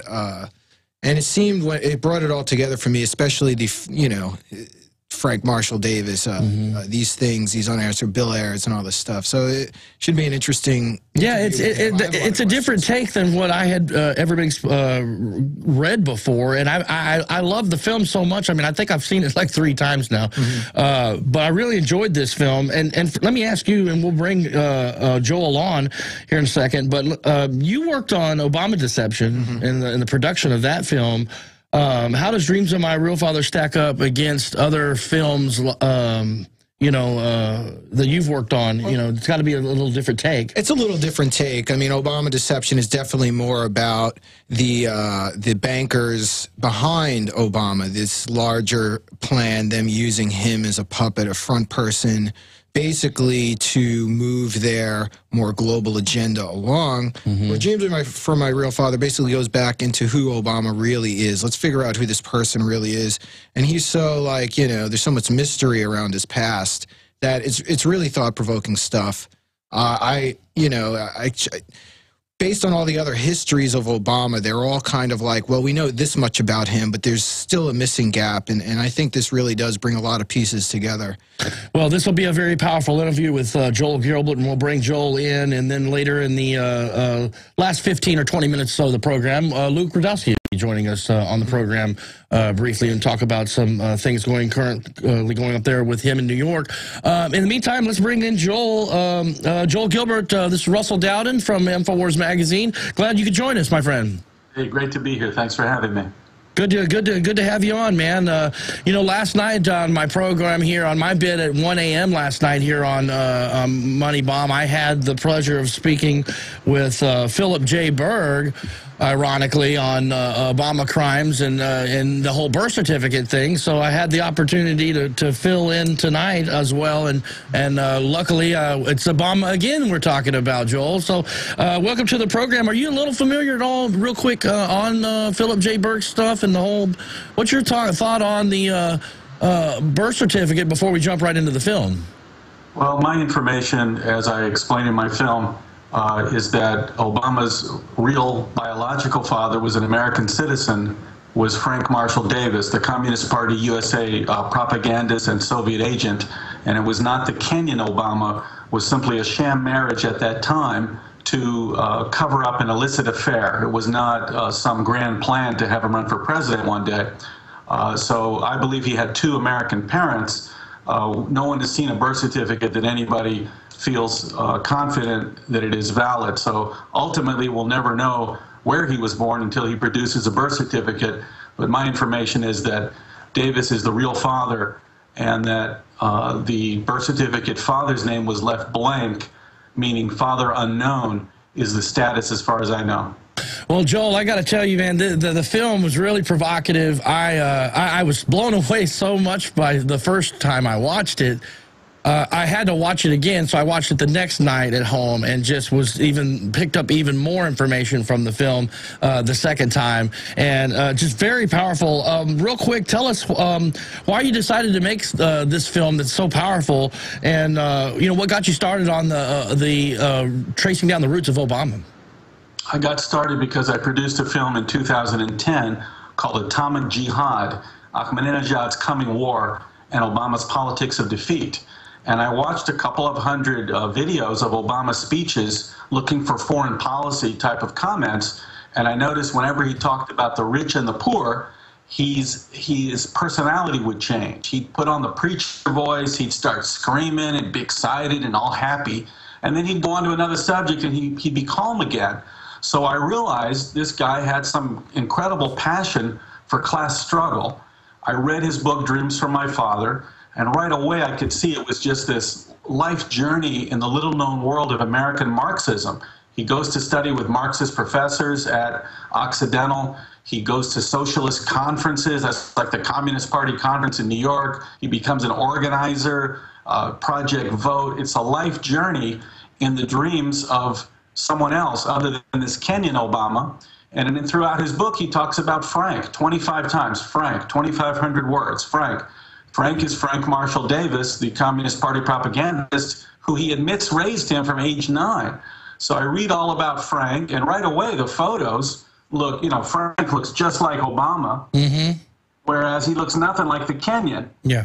So that led me on a path to, I realized that the question to understand Obama's policies, his psychology, the question was not, where's the birth certificate? The question was, who is the real father? And Obama's style is to misdirect and lie about all the information to try to confuse people. But once I focused on who's the real father, all the information was just there. So I put together this life story, Dreams from My Real Father, that shows his entire journey, starting with Frank Marshall Davis. He was indoctrinated by Davis from age 9 to 18. Exactly. He arrives in the Occidental College in Chicago as a committed revolutionary Marxist, essentially. And he had some influence on this belief, and as your film suggests, it was none other than Frank Marshall Davis. Correct. And I've documented there was an intimate relationship between Obama's mother and Davis. And Dunham and Davis. We show the photos in the film. We put some black bars to be respectful, but we show that Obama was brought back from Indonesia, age 9, to be raised by Davis, and that Obama has a very close connection his entire life. He's the spitting image of Frank Marshall Davis, while he looks nothing like the Kenyan. And I've proven all of Dreams from My Father as a fairy tale. His book is a fairy tale. He claimed that when the Kenyan was going to Harvard when he was 3 years old, that's what broke up this family of improbable love. In fact, his mother was enrolled at the University of Washington in Seattle, and we have the transcripts. When he was only 3 weeks old, and the Kenyan stayed in Hawaii. So all the evidence is in. It was a sham marriage. Obama found out about it at about age 12, was raised by Davis, and my evidence shows that he has pursued the entire life the Marxist dreams from his real father, and that in the White House today we have what's known as a red diaper baby. This means the child of a Communist Party USA member. It's a very common phenomenon on the radical left. Whether underground, SDS, leadership was all children of these Communist Party members. By the way, David Axelrod, also a red diaper baby. His mother was a red journalist, just like Obama's father was a communist journalist. Valerie Jarrett, her father-in-law, worked on the Chicago Star, the communist newspaper in Chicago, with Obama's father. So it all goes back to this rat's nest of Marxists and communists in Chicago, and they found their way together into the White House. It's just powerful. It's just, I mean, I heard Alex talking about this film when you were on the show with him. Working here, I got a chance to pick up the film, take it home, check it out, and I kept that film for about 3 nights, and I watched it literally 3 times in about a 4 or 5 day period, and the film is very explosive. Folks, you can call and order this film. Some of the staff here, Rob, hasn't even seen the film at my department. I know some of the guys on my team still haven't seen Dreams of My Real Father. But Rob, do you want to chime in on anything here with Joel? Yeah. Joel, I love the film also. I mean, I watched it. It was very intriguing. But one of the things that I'm curious about is, what is your take, first of all, on Obama's grandfather who knew Frank Marshall Davis? I mean, he's a real interesting character, and maybe I'd like to ask you about maybe something more that you may know about him, some information, because he's a very interesting character to me, how their relationship, Davis's relationship with Obama's grandfather and the CPUSA, all that stuff. Sure. Well, like so many things in Obama's book, Dreams from My Father, he uses misdirection to keep people from understanding the true story. He claimed that the grandfather was a furniture salesman, and that he went to the University of California, Berkeley, on the GI Bill to study for a career in furniture sales, maybe, I don't know. But that's been proven false. There's no evidence the grandfather was a furniture salesman. In fact, I'm the first one to have pulled the transcript from the University of California, Berkeley, of the grandfather, and he did an intensive French language study course for 1 year and took some government courses. And sure enough, now he's working next to major U.S. Air Force bases everywhere they move, and then they move to Lebanon for a year. We have the photo, we have all the evidence. Then he goes to Seattle, And then the grandfather, Stanley Dunham, is in Hawaii while the family remained in Seattle. He's the head of one of the people working on Project Airlift Africa. So what I'm saying here is Stanley Dunham worked for the government, likely as a CIA agent, tracking Communist Party members after he left Lebanon. In Hawaii, he welcomes Barack Obama, the Kenyan, to Hawaii. We have the photo at Hickam Air Force Base at a military base. The U.S. government was bringing African students into the United States to study, to compete with the Soviet Union, who opened something called People's Friendship University. So America was trying to develop contacts and recruit future agents in these emerging African countries. So the Kenyan Obama, and I call him the Kenyan Obama because people mistakenly refer to him as Barack Obama Sr. There's no senior because there's no junior. They intentionally named the president when he was born Barack Obama II, which means another person. He was not named Barack Obama Jr., which would be the normal thing if you name someone after a father. There was no Obama family. As I said, the Kenyan was just a sham marriage. So the grandfather was working for the government in this intelligence capacity, and that's how this affair unfolded. You have to see the film to understand how it all went down. But all the evidence is in, and I get hundreds of emails every day from people that see the film. It's, of course, selling on your website, #1 documentary on Amazon. It's on Netflix now, and I get it over and over. People say, just like you, they say, I watched it 2-3 times. I don't know anyone that's watched it only once. And they say, good people don't like it when they've been lied to, #1. #2, they're furious that the media has refused to cover this story. Yeah, exactly. Joe, I want to ask, that's one thing, let me jump in here, because my question for you is, what has been some of the harshest critics that you've had about the film? I mean, the film's done well on Amazon. It's been doing very well here on the InfoWars site. What's the harshest criticisms that you've had with the film or from media in general? What kind of, criticism have people said? There's 2 ways of criticizing the film. #1 is completely ignoring it, refusing to even report on the findings or on the film itself. That's gone on quite a lot. The second way is simply they've just dismissed the film as, oh, it must be another conspiracy, without even looking at the content. So the criticism, there is no criticism. I wish there was legitimate criticism, that they would look at it and look at the evidence and compare my film, my dreams, to Obama's dreams. And if they did, they all say that Obama's dreams is a fairy tale, it's nonsense, and your dreams is the real history with all the documentation backing it up. Well, I mean, they'd have to not, the only way they could criticize the film is if they haven't seen it. If you look at them, I mean, the similarities, I mean, it's there. I mean, yeah, I mean, you can't criticize the film terribly, because if you see the film, just look at them, Rob. Yeah, they look pretty much the same. And you also mentioned in the film that Obama had a nose job at one point of his life. I'm very curious about that. Could you elaborate on that? Oh, sure. Actually, on our website, obamasrealfather.com, there's a new feature, just went up 4 hours ago. I finally got some testimony from 2 noted plastic surgeons that went through all the details.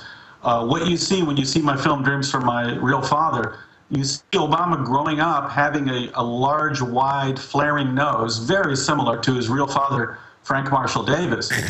By 2002, he's looking like the spitting image. 2003, 2004, he's got this big nose like his dad. All of a sudden, 2006, 2005, he decides to run for U.S. Senate, a national office, and he shows up with his new sleek nose. It's a completely different nose. So he's been involved in a pattern of document forgery, photographic forgery, and now face forgery, to hide the fact that Frank Marshall Davis is his real biological father, which would reveal that he lied about his background. And even worse, it would reveal that the ideological connection to a classic Stalinist Marxist propagandist, and everyone would put together, connect all the dots of his life history, Project Vote, suing Citibank, representing Acorn, and forcing them to lower their lending standards. not a lot of people know about this, but Obama represented Acorn. He forced Citibank to lend to minorities, even if they weren't qualified. This is 1995. And then Acorn wormed their way into the Clinton administration through Henry Cisneros, and Bill Clinton forced Fannie Mae and Freddie Mac to lower the lending standards of all the banks across the U.S. system in the late 90s. This eventually collapsed the financial system by 2008, and it was all by design. This is what Obama learned at the socialist conferences he attended, to use minorities and use black people. That was the goal, to collapse capitalism. And that's the MO of these socialist Marxists out of Chicago. They use different groups, promising, we're going to take the money from the rich people and give you all this free stuff. But it's a complete nonsense, this ideology that the top 1% are oppressing everybody else. If you built a business, you didn't do it. It was on the backs of the proletariat. This is utter nonsense, and it's failed. Everywhere in Europe that they've tried this Marxist economic government control, it results in economic ruin and the physical destruction. Yeah, it's part of their agenda, Joel. You didn't make that film, Joel. Your government made that film. I built it on the backs of someone else. So that's right. The socialist, even though Obama now says, I'm going to help middle-class families, middle-class family, the socialists use them as pawns, just like they use minorities. Just like Obama said, they hate the middle class because they cling to their guns and religion. So what you'll see if Obama is reelected, by the end of his second term, all the middle class health care will be given away to poor and illegals. Middle class's business, all their employers will be taxed and regulated out of business. And you'll see that the middle class retirement savings will just evaporate into a bankrupt socialist state, and America will be irreversibly socialist, and the middle class will disappear. And that's what they want. They despise the middle class because they know it supports the free market system. Amazing. It's just, Alex is always saying this, Rob. Truth is stranger than fiction. You cannot make this stuff up. We are live. Our guest, Joel Gilbert, the film Dreams of My Real Father.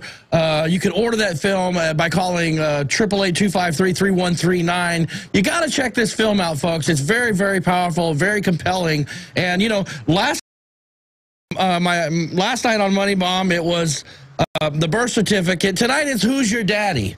On Money Bomb here. If you want to, maybe, Joel, is it all right? Maybe can we take some phone calls? Maybe open up the phone lines a little? Let's do it. And Russell, I'd like to point out that the importance of either the birth certificate or who's my dad is the thing is that we don't know who Obama is. Yeah. Even to this day, I mean, we have a guy in the office. He's the president, and we don't even know his history. Like, what? I mean, if this doesn't raise red flags for people who maybe are just tuning in now and don't know the subject that well, maybe it should. Maybe it should start raising red flags, because there have been so many documentaries. There's Joel's documentary. There's our documentary, Obama Deception, that also, I mean, to this day we have people saying that we called it even before. Who is the guy? Where did he come? Where did he come from? Out of the blue, so fast, out of nowhere. No one had heard of him outside of Chicagoland. And, here he comes with all this finance and just, it's just amazing. We still don't know who this guy is. Very dangerous. To call in tonight, if you'd like to call in and ask Joel some questions here on the film, Dreams of My Real Father. If you have a question for Rob or I, 877-789-ALEX, 877-789-2539. We'll open up the phone lines and maybe take a few calls. And, just... who is this guy? Yeah. And Joel, and Joel also, I mean, you mentioned the heirs, you mentioned Bill Ayers and Bill Ayers' dad, and we have, we know Bill Ayers, part of the Weather Underground, actual terrorist. He bombed buildings in this country. He killed people, and he's an actual legitimate terrorist. And here Obama he knows him, and he's like, well, I knew him after he finished. I mean, how is Obama connected with the Ayers family, and how is he connected with the Weather Underground and all of that? Well, it started with when Obama was in New York when he was 21, 22. He meets Bill Ayers in Manhattan at an event sponsored by the May 19 Communist Organization. I detail this in the film.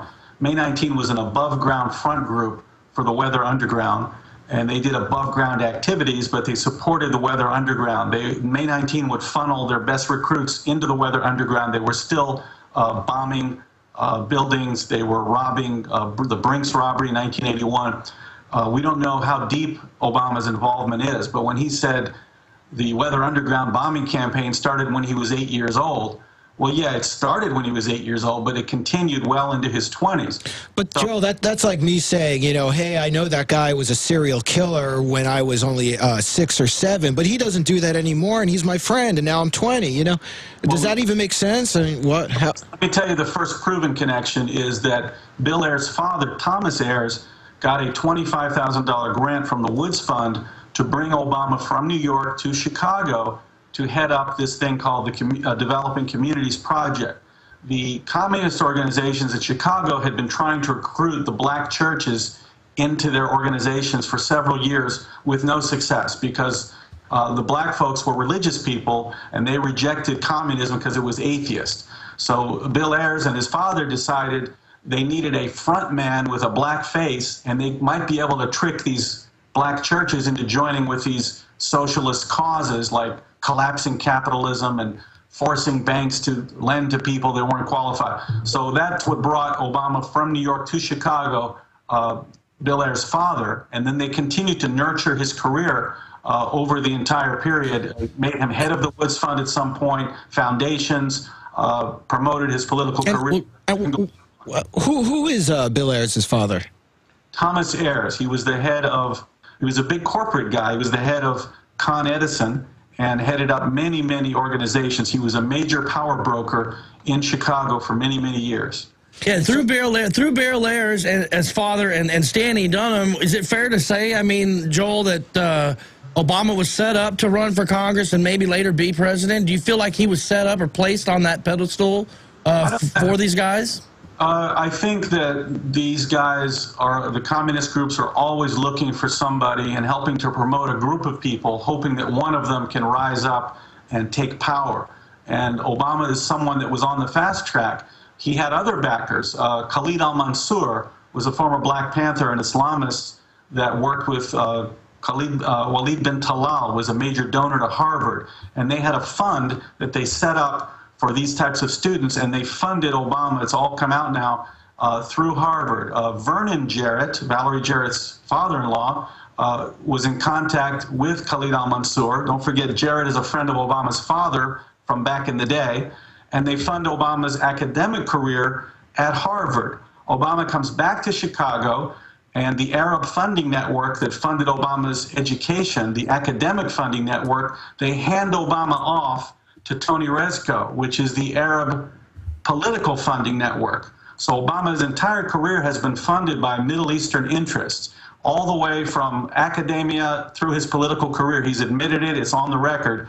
And Ayers, this whole gang is all together. You have to remember that Marxists and Islamists have one thing in common. It's always united them in the short term. They both believe that American capitalism and free markets prevent them from taking power, and therefore are an enemy that must be destroyed. So this is the nexus between Islamists and Marxists, and these are the people that supported Obama all these years. And you can certainly look at Obama's policies in office and understand the background and why he's going in these directions. It's all in my film. Joel, let's go ahead and go to the phone lines. We'll go to Chris in Boston, Mike in Los Angeles, and Scott in Denver. Chris in Boston, you're on the air with our guest, Joel Gilbert. Hey, Joel. Hey, Russell. Great job, guys.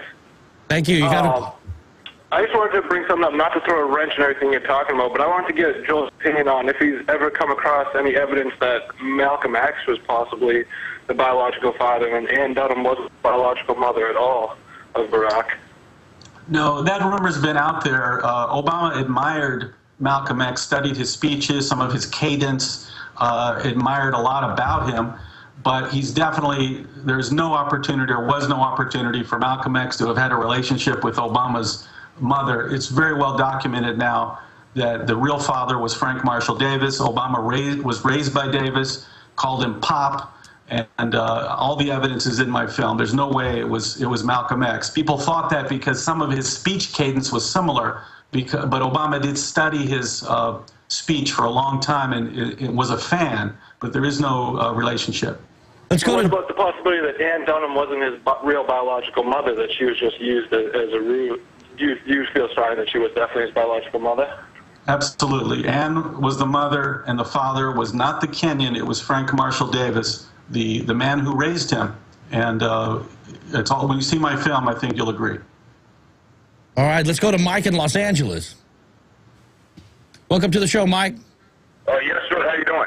How's it going? You got a question for Joel Gilbert? Yeah, my question is there any actual record of Obama ever having like an actual job, like a regular guy, like just a real job? Well, I think he worked at Baskin and Robbins. We know that. I spoke to a lady when I was in Hawaii that bought ice cream from him, so we know that. And you know, he's worked for these socialist organizations in the U.S. government, essentially. He has no background in economics, in managing a budget, in understanding how economics and businesses are built. His sole experience is in demanding that the government give money to minorities and different groups of people. It's extracting money from the man and paying it to others. That's his life experience. Incredible. Amazing, amazing. Let's go. Right, thank you. Thank you for your call, Mike. Let's go to Scott Free in Denver. It is Who's Your Daddy night here on InfoWars Money Bomb. Our guest, Joel Gilbert. What's going on there, Scott Free in Denver? Just another beautiful night in ailing America. Welcome to the program. You got a question or shout out for Joel Gilbert here? Joel, you're doing some wonderful work, as well as the team of Infowars.com and everybody out there listening. My question for Joel is, what do you think Obama's ties to radical Islam are? Well, Obama had an Islamic education at a very young age, from about age 7, 8, 9, 6, 7, 8, 9. Now, those are some very formative years when he was studying the Quran, when he was in an Islamic school, when he was registered as a Muslim. So there's no question that that had a profound effect on his worldview, on his ethics, on how he sees religion and sees different groups of people. When you look at how he was supported, as I mentioned, academically and politically by Middle Eastern groups, and all his friends, Rashid Khalidi, all his identification with these groups of people, you have to ask, and maybe this explains why Obama is so comfortable around anti-American extremists, and it explains why anti-American extremists are so comfortable with him. He definitely has a cultural and understanding, if not a religious devotion to Islam or the Islamic worldview. And he's very well versed in it. I can tell in his speech, the way he pronounces Taliban, Pakistan, Quran, all of his cadence and the view that he expressed in Cairo of the world was an Islamist view. It identified closely with how they see the world. Very amazing, very amazing. Joel, listen, we've got to wrap things. I've got to jump. I got to get to Luke Radowski. I want to thank you, our guest this evening here on InfoWars Money Bomb, Joel Gilbert, the film Dreams from My Real Father. You pick this film up on the InfoWarsStore.com and order the film. It'd be a great way to contribute to the InfoWars organization and get yourself a hold of this film.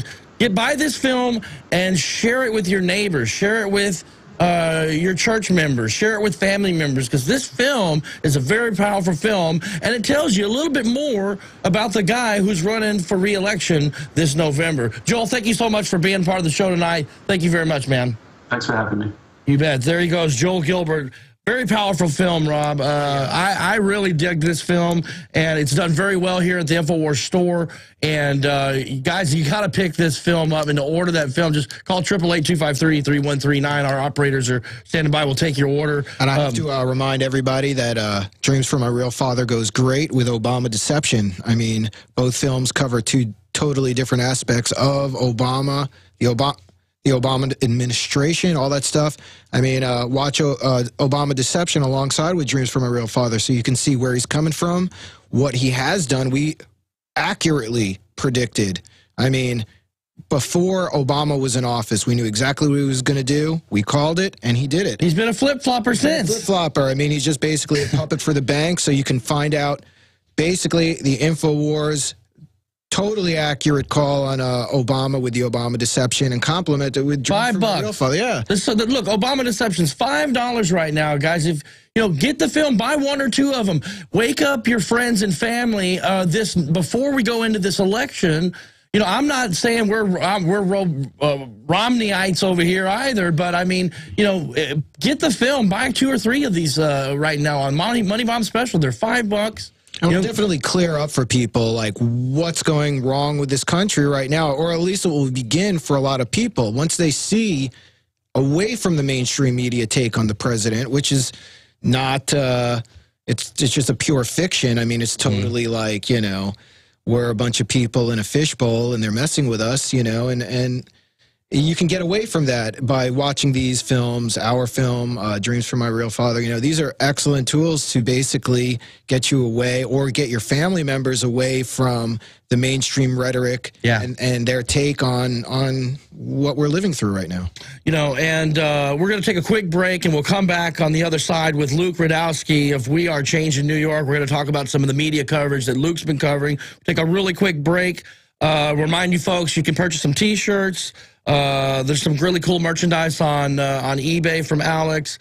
Up later in the program, we're going to have on the Money Bomb tonight later, Richard Reeves and pharmacist Ben Fuchs will be on, and Jakari Jackson will be on taking some phone calls from you guys. So let's go ahead and take a quick, real quick break, and we'll be back on the other side of this break here with Luke Rudkowski. I'm Russell Dowden for Infowars.com and Infowars Magazine. We'll be right back after this break.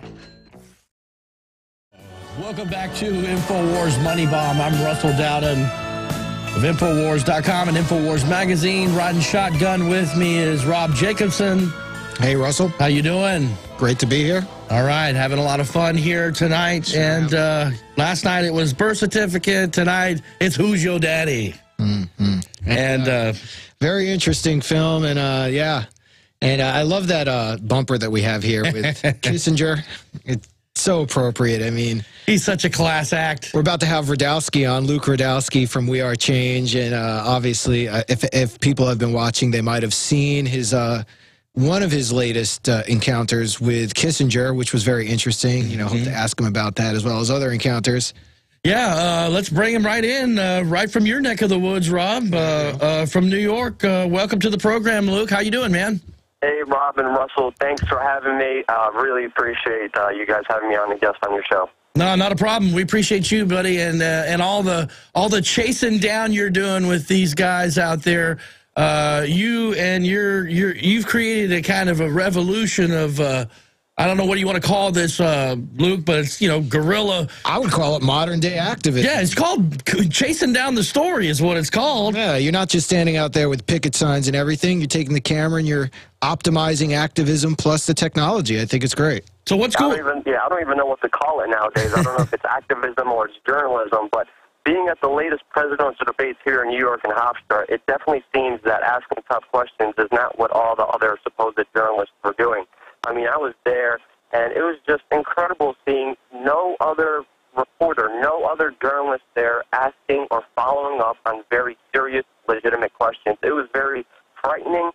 You know, it's a good feeling knowing you're doing something good, but when you're in a room full of about 1,000 reporters and you don't hear anything about the NDAA or Obama's secret kill list or all the horrible things that both Romney and Obama are really for, I mean, it's just really pathetic, and it's just really sad, and you know, that's why independent journalism, independent media is on the rise, and that's why it's great being able to, you know, be on your program here today. Well, you know, Luke, you've been a real inspiration to a lot of people too over the years, and you know, here we are, we're doing Money Bomb, we're asking folks to help us out here at Infowars and keep this operation going. I'm amazed. I remember just 5 years ago, Rob, when the first Money Bomb launched and being on the other side. And I had, as soon as y'all launched, we launched PrisonPlanet.tv. I was a member. I was you know, supporting that way, buying films. But you know, now the operation has grown. I'm amazed at how big this operation has grown.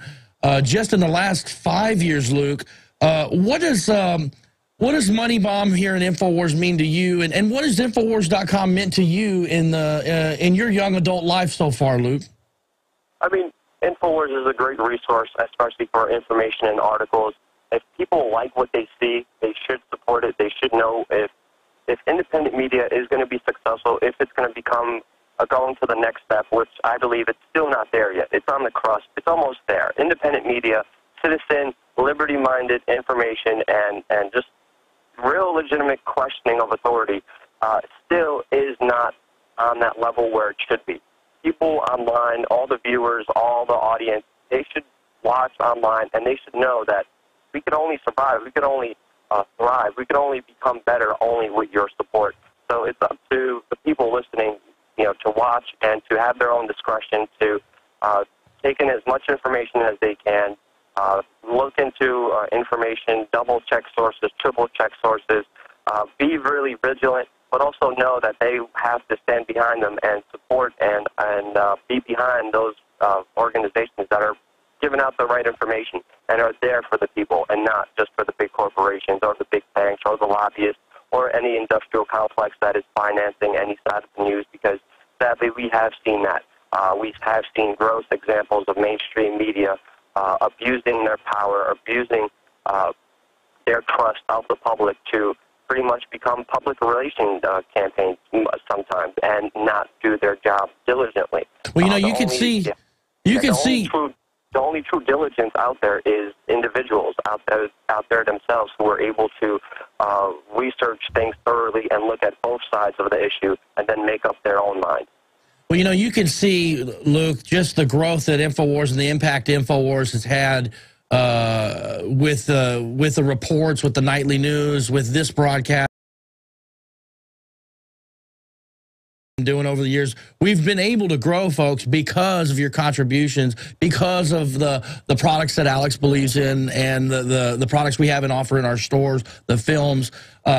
So we're not perfect over here. We're not the best, but we're doing what we can, and I think we've done an excellent job, especially in recent years. And what I'd like to remind everybody who is thanking everybody for contributing and who is thinking about contributing is that as we improve and as we grow, our audience grows, which means that our message gets out there to a wider and wider audience, and that's really the most important part, in my opinion, on why it's necessary to contribute to InfoWars, because what happens is if we have a bigger audience, you never know who's in that audience. When you have 10 million a week listening or 15 million, who knows who these people are listening, and they're the ones who are going to eventually affect the change. We're going to get the message out there to the biggest audience, and we're going to affect the change, and we're going to help affect the change. The audience will be the ones at the end of the day that will come together and affect the change, because you have lawyers out there, you have a police department, you have firefighters, doctors, you have all sorts of professions listening, and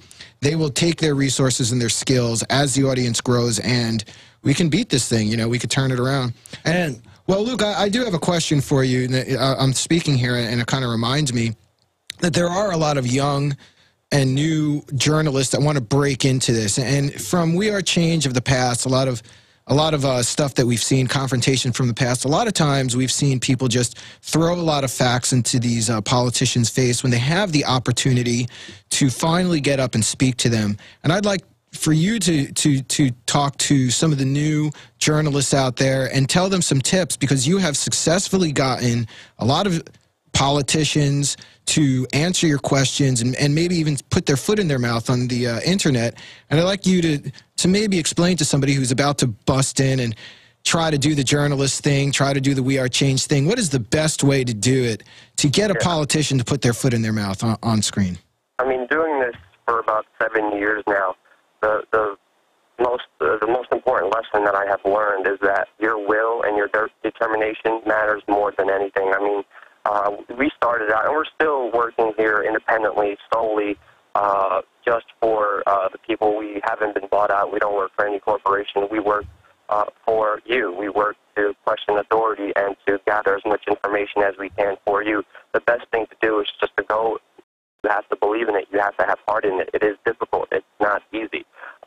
It's just about setting your goals and then reaching them. I mean, one personal thing I did, I don't know if this helps or not, but I just made a list in my mind of what I wanted to do. I set a goal. I said I wanted to confront the Rothschilds, the Rockefellers, the Kissingers, the Brzezinskis.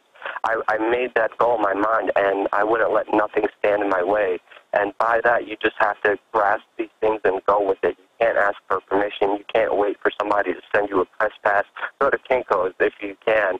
But always remember, a job of an independent journalist is to question authority and not just to make statements. It's also good to have all your sources, have all your facts, always double-check, triple-check any amount of information that's out there. Don't believe any one person, but the only thing that you're supposed to do is get the information out there. You don't have to go to somebody and tell them, this is the truth, this is what's happening. You could not only convince more people, but make people understand the truth more by asking questions. Just by that simple act, you direct them to the truth. The truth is simple, it's strong, and it will overcome any amount of lies, but it just has to be uncovered. And the perfect way of uncovering it is speaking truth to power, and by asking legitimate questions, questioning that authority that is there, that is unquestioned right now. You know, that's a fact. You know, that's just awesome. I was just watching, you know, the video. You're, you know, chasing down Kissinger there, and he's just like, who is this guy? I don't want to talk to this guy. But no, that's just great. Great job, Luke, on all of that, man. That's just phenomenal, you know. Yeah, that Kissinger video, he gives you this hysterical response. It was kind of like you caught him with his pants down and he didn't know what to say. Yeah, are you guys talking about the first video or the second video? Because I got him a second time where I talked about Memorandum 200. That's the one I'm talking about. The second one's the one we just showed up on screen. No, that one. The first one, he was a little bit more timid. The second one, he actually recognized me. But the first one is also really good, where he knowingly lied and said that famous quote of his where he said, military men are dumb, stupid animals, which Bob Woodward, one of the Watergate journalists, exposed. He knowingly lied to me and told me that was not true. And didn't you also with that video? And then he knew, he recognized me the second time. He was looking at me from afar. The press secretary already set up a one-on-one interview, and he kept walking away. And the press secretary was like, hey, go talk to, hey, Kissinger. And he was just running away. So I just decided to go with it anyway and to question him. It is kind of scary going into these situations, being able to look someone who has committed mass murder. I mean, it's not only out in the open. He's wanted for war crimes in many countries. And it's just a very kind of intimidating, kind of scary feeling. But once you overcome that fear, and I think that's where the true solutions and the true answers are to a lot of our problems, is just overcoming that fear. Once you do that and you look them right in the eyes, you understand that problem, that evilness is nothing. It is just as human as you are and is just as weak or as strong as anybody wants it to be. It's really our own interpretation. And once you are able to speak to that person and let them know you're a human being, you're just as equal, we know what you're doing, they have nothing else to do except for run away or flip out, which you saw Kissinger do twice. Yeah, you see Kissinger run away from you in that video. He's like, bye. Hey, Luke, we've got about 3 minutes left in the program. Let's go to one more caller if we can. There's a Steve in New York. If Steve's still there, let's go to your neck of the woods up there, Luke, and bring Steve on. Steve, if you're there, Steve, you're on the air with Luke Radowski. Yeah, I'm here from Astoria, Queens, New York. Luke, we've been around together a few times. Bilderberg twice, 9/11. You even hid your camera from Giuliani in my pocket. I was like, wow. You remember that? I think so. Yeah, I had many of those moments. Anyway, listen. Let me ask you a question.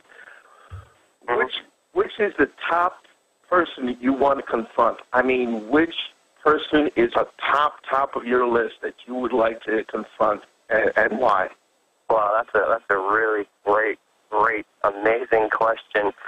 I think the only person that I really didn't get, I mean, we got Obama slightly, but it probably has to be George W. Bush, or even higher, maybe even going to the Queen of England or the royalty in the UK. I mean, there's still so many things that I want to uncover and I want to find out about. It's really that's one of the hardest questions that I've been personally asked, but I can't even answer that, to be honest with you. But I guess you could narrow it down to the Queen of England, to George W. Bush. I think George W. Bush would be amazing. We already got Dick Cheney. People could also see that on our YouTube channel. If they just go to youtube.com/wearechange. But that's one of the most difficult questions I ever had. I'll go with Bush. Right on. Well, all right. Thanks for your call, Steve. We got to wrap things up with Luke here on our on our show. God, an hour flies by like that. I need to do like 2 hours of this. This is too much fun. InfoWarsMoneyBomb.com. You like to call in and donate, guys. You know, Luke, it's been a lot of fun doing this. Any final thoughts here on MoneyBomb 2012 here at InfoWars? Best of luck with everything. Independent media and the truth will always prevail. Follow me on Twitter.com/Luke We Are Changed. Glenn Greenwald of The Guardian just wrote an article about one of my videos. I'm going to have explosive videos coming out on YouTube.com/We Are Changed with Axelrod and Gibbs and congresswomen being confronted on the kill list and the NDAA. Check them out and support independent media. That's the only true source of information that really is going to prevail. That's what it's all about, man. Media soon. We appreciate everything. And Luke Radowski from We Are Change, thank you so much, buddy. Thanks for having me. All right, there he goes. That's Luke Radowski. Wow. Man, Money Bomb 2012. Wow. It's incredible. It's here already. I don't even want to get off here, but up next, I got to tell you who's coming up, guys. Up next, Richard Reeves and Ben Fuchs, and later Jakari Jackson will be on taking phone calls. I guess it's going to be open lines here with Jakari. So if you want to call in on the program, 877-789-ALEX, 877-789-2539. Thank you to Rob Jacobson for riding shotgun with me. You're welcome, Russell. It's, of course, an honor to be here. A lot of fun. Call in to donate, guys. 1-888-253-3139. We're now over $243,000 going to fight against the New World Order and keep the info war going. Thanks, guys. We'll see you next time. Welcome, folks, to the 9 o'clock Central PM Central Time hour of the InfoWars Money Bomb. Folks, I'll tell you what, I haven't been able to listen to all the broadcasts. I don't know who possibly could, and unless you just stayed up and drank a lot of coffee and drank a lot of pollen bursts or something to be able to stay up all these hours. But what I have heard of the Money Bomb has been spectacular programming. I don't think there's another person in the world other than Alex Jones and this crew here, the InfoWars team crew, that could possibly put together a 48-hour marathon program like we've had. It's been incredible. You've heard some of the great guests, Greg Palast. We had Amber Lyon, Alex doing his thing like he always does, Max Kaiser. Just Ben is ready. Okay, thank you very much, folks. Well, the Money Bomb is going well, folks, but we still need more donations if possible. Alex has a high goal to get to another level.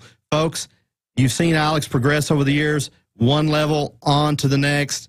Started out with a handful of employees. Now he's got a staff and crew of 50. There's no other group that is going head on against the New World Order than right here, this crew of the InfoWars crew that is here on this premises working hard to bring you world-changing and world-breaking news all the time, every day. It's amazing. If you go to Infowars.com and the news that just pours out on that website on a daily basis, it's just incredible to try to keep up with all of the things that the New World Order does. And how do they do it? Very simple. One of the big major keys they have is the fiat money system, the Federal Reserve and the World Bank, where poof, just like that, at a touch of a keypad, they can create trillions of dollars at will, on demand, and that's how they can have this level of control and implement all of these worldwide global systems. So, folks, if we do nothing, which I know a lot of folks, their idea is, hey, I'm just going to punch out of their system somehow and everything's going to be fine.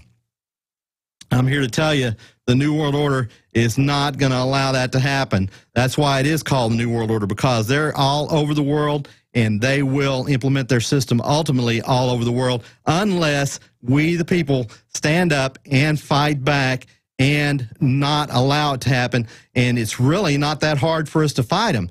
All we have to do now with the advent of the internet is share Infowars.com, share videos, share YouTubes, send them out to your friends, send them out to your email list. Don't spam them. Make friends with them. Make friends with people and let them know, hey, you know, you're interested about food issues, boom, send them an issue about GMO crops, GMO food, depleted soil. Send them a story about that. Somebody's interested about medicine, medical stuff like vaccinations, forced vaccines, things like that. Send them a video about that. Find out what it is that interests the people you're talking with and that you're dealing with, and send them those types of stories. One thing I've learned from many years being involved in the InfoWar is not everybody's interested about every battle. Everybody's got certain battles they focus on. I used to really focus on toll roads here locally. I wished I still could, but now it's like I've gone to another level with Alex bringing me in here in the office and doing other work for him. So as much as I'd like to still be out there fighting on the toll road issues, well, that's kind of gone away, and now we have to have some other people fill in the gap. God blesses us somehow with people that are passionate for every issue. That's like you've heard people that are passionate about the fluoride issue in the water, and they're sitting there fighting to get fluoride extracted from the water, and I applaud those. And that's what we need, is we need groups that are passionate and people that are passionate and focused on some of these single issues, because that's how you make real progress on fighting these issues. When gun groups get together and fight anti-gun legislation and fight legislation and other bills and other infringements of the Second Amendment, then that's how they're victorious. If they stay with a single focus, it's at least focused on the Second Amendment issues, then that's how they start winning. It's when you have these groups that try to go off into other areas sometimes that they don't have that level of success. So it's kind of a strange dichotomy where we all have to work together on certain things and certain goals, but then on other goals, we have to focus in at a more microscopic level and forsake the macro. So it's a give and take on that, but slowly but surely we're getting bigger and bigger and bigger every time, every year, every election. We have more influence. All right, we have our guest, Ben Fuchs, coming on. Hopefully we've got that Skype connection. I've been advised that he is connected with Skype. And so let's bring Ben on. Pharmacist Ben, he is on the GCNlive.com radio network. He's heard daily, Monday through Friday, from 10 a.m. Central till 11. It's the hour right before the Alex Jones Show, and he does a great job of talking about health. He's a product formulator, not just a pharmacist, but a product formulator as well, and he can explain more to us about how that works. But he is really super knowledgeable about health. He studies it and studies it. You know how I was talking about people being passionate about certain things. Well, Ben is really passionate about the formulation of products. Being a pharmacist, he's really passionate about getting people healthy. So without further ado, let me welcome Ben Fuchs. Ben, how are you doing? Good to hear from you, Richard. I can't see you, though, but it's good to hear your voice. All right, Ben. Well, I am able to see you, so that's working fine, and you're coming through really good. Your video's really great. Good Ben, deal. I'll Yes, tell you sir. what, we had a variety of topics that you wanted to hit, and that I'd like to hit as well. And one of the big things that I think our audience doesn't hear enough about is about digestive tract issues, and how if for some reason, you know, they're taking supplements and they're trying to eat good food and trying to really be healthy on their diet, that if you don't have your digestive tract working and in order, you're just not going to get the nutrition that you need out of whatever it is you're eating or drinking, right? That is so true. You know, 1 out of 3 Americans is dealing with some kind of digestive issue. That is 100 million Americans nearly. I think the last statistic I saw was 95 million Americans have some kind of digestive issue, and you hit the nail right on the head, buddy. It doesn't matter what you take. In the world of nutrition, we say it's not what you take, it's what you absorb. And if you're dealing with any kind of digestive tract issue, you're not going to get the maximum benefits out of your supplements, and breakdown is going to be inevitable. But here's the real scary thing, Richard. We become transparent to our digestive issues. We don't even realize we have them. That's why I always instruct people, if you're dealing with any kind of health crisis, get yourself a little notebook and jot down everything you eat, and next to where you put everything you eat, put down how you feel an hour, 2 hours, 3 hours, 4 hours later, what your bowel movements are like, if you have any digestive cramps, how you are reacting to that food. And for most people, they will be stunned at what they find out. And you know what the really sad thing about this whole thing is, Richard? It starts for most of us, it starts as soon as we come out of the womb. Human beings are born with premature digestive systems and immune systems. That's because we got big heads and we got big brains. And so we have to come out of the womb early. because our brains are too big. So we come out of the womb a little bit early, and nature has designed a system where our digestive tract and our immune system will be built up by human mother's milk, by breast milk. And if a mom is not breastfeeding, or a mom is not breastfeeding long enough, or a mom is not nutritionally whole and nutritionally complete herself, and her breast milk is deficient, that baby is going to be compromised at the digestive tract and at the immune system level from day one. And Richard, that covers a good deal of Americans.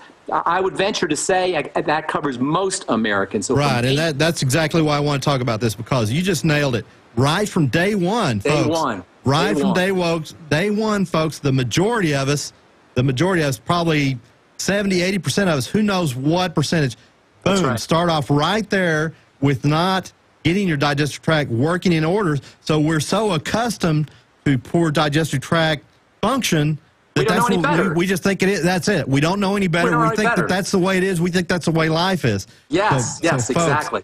Ben. Yeah, well, no. Talk about right. Go ahead. Richard, it gets worse, because then the kid gets put on the standard American diet. Then the kid, as soon as he's weaned off of milk, is put on oatmeal, and he's put on cereal, and he's put on Gerber's pulverized crapola. I don't know, whatever they put in Gerber's these days.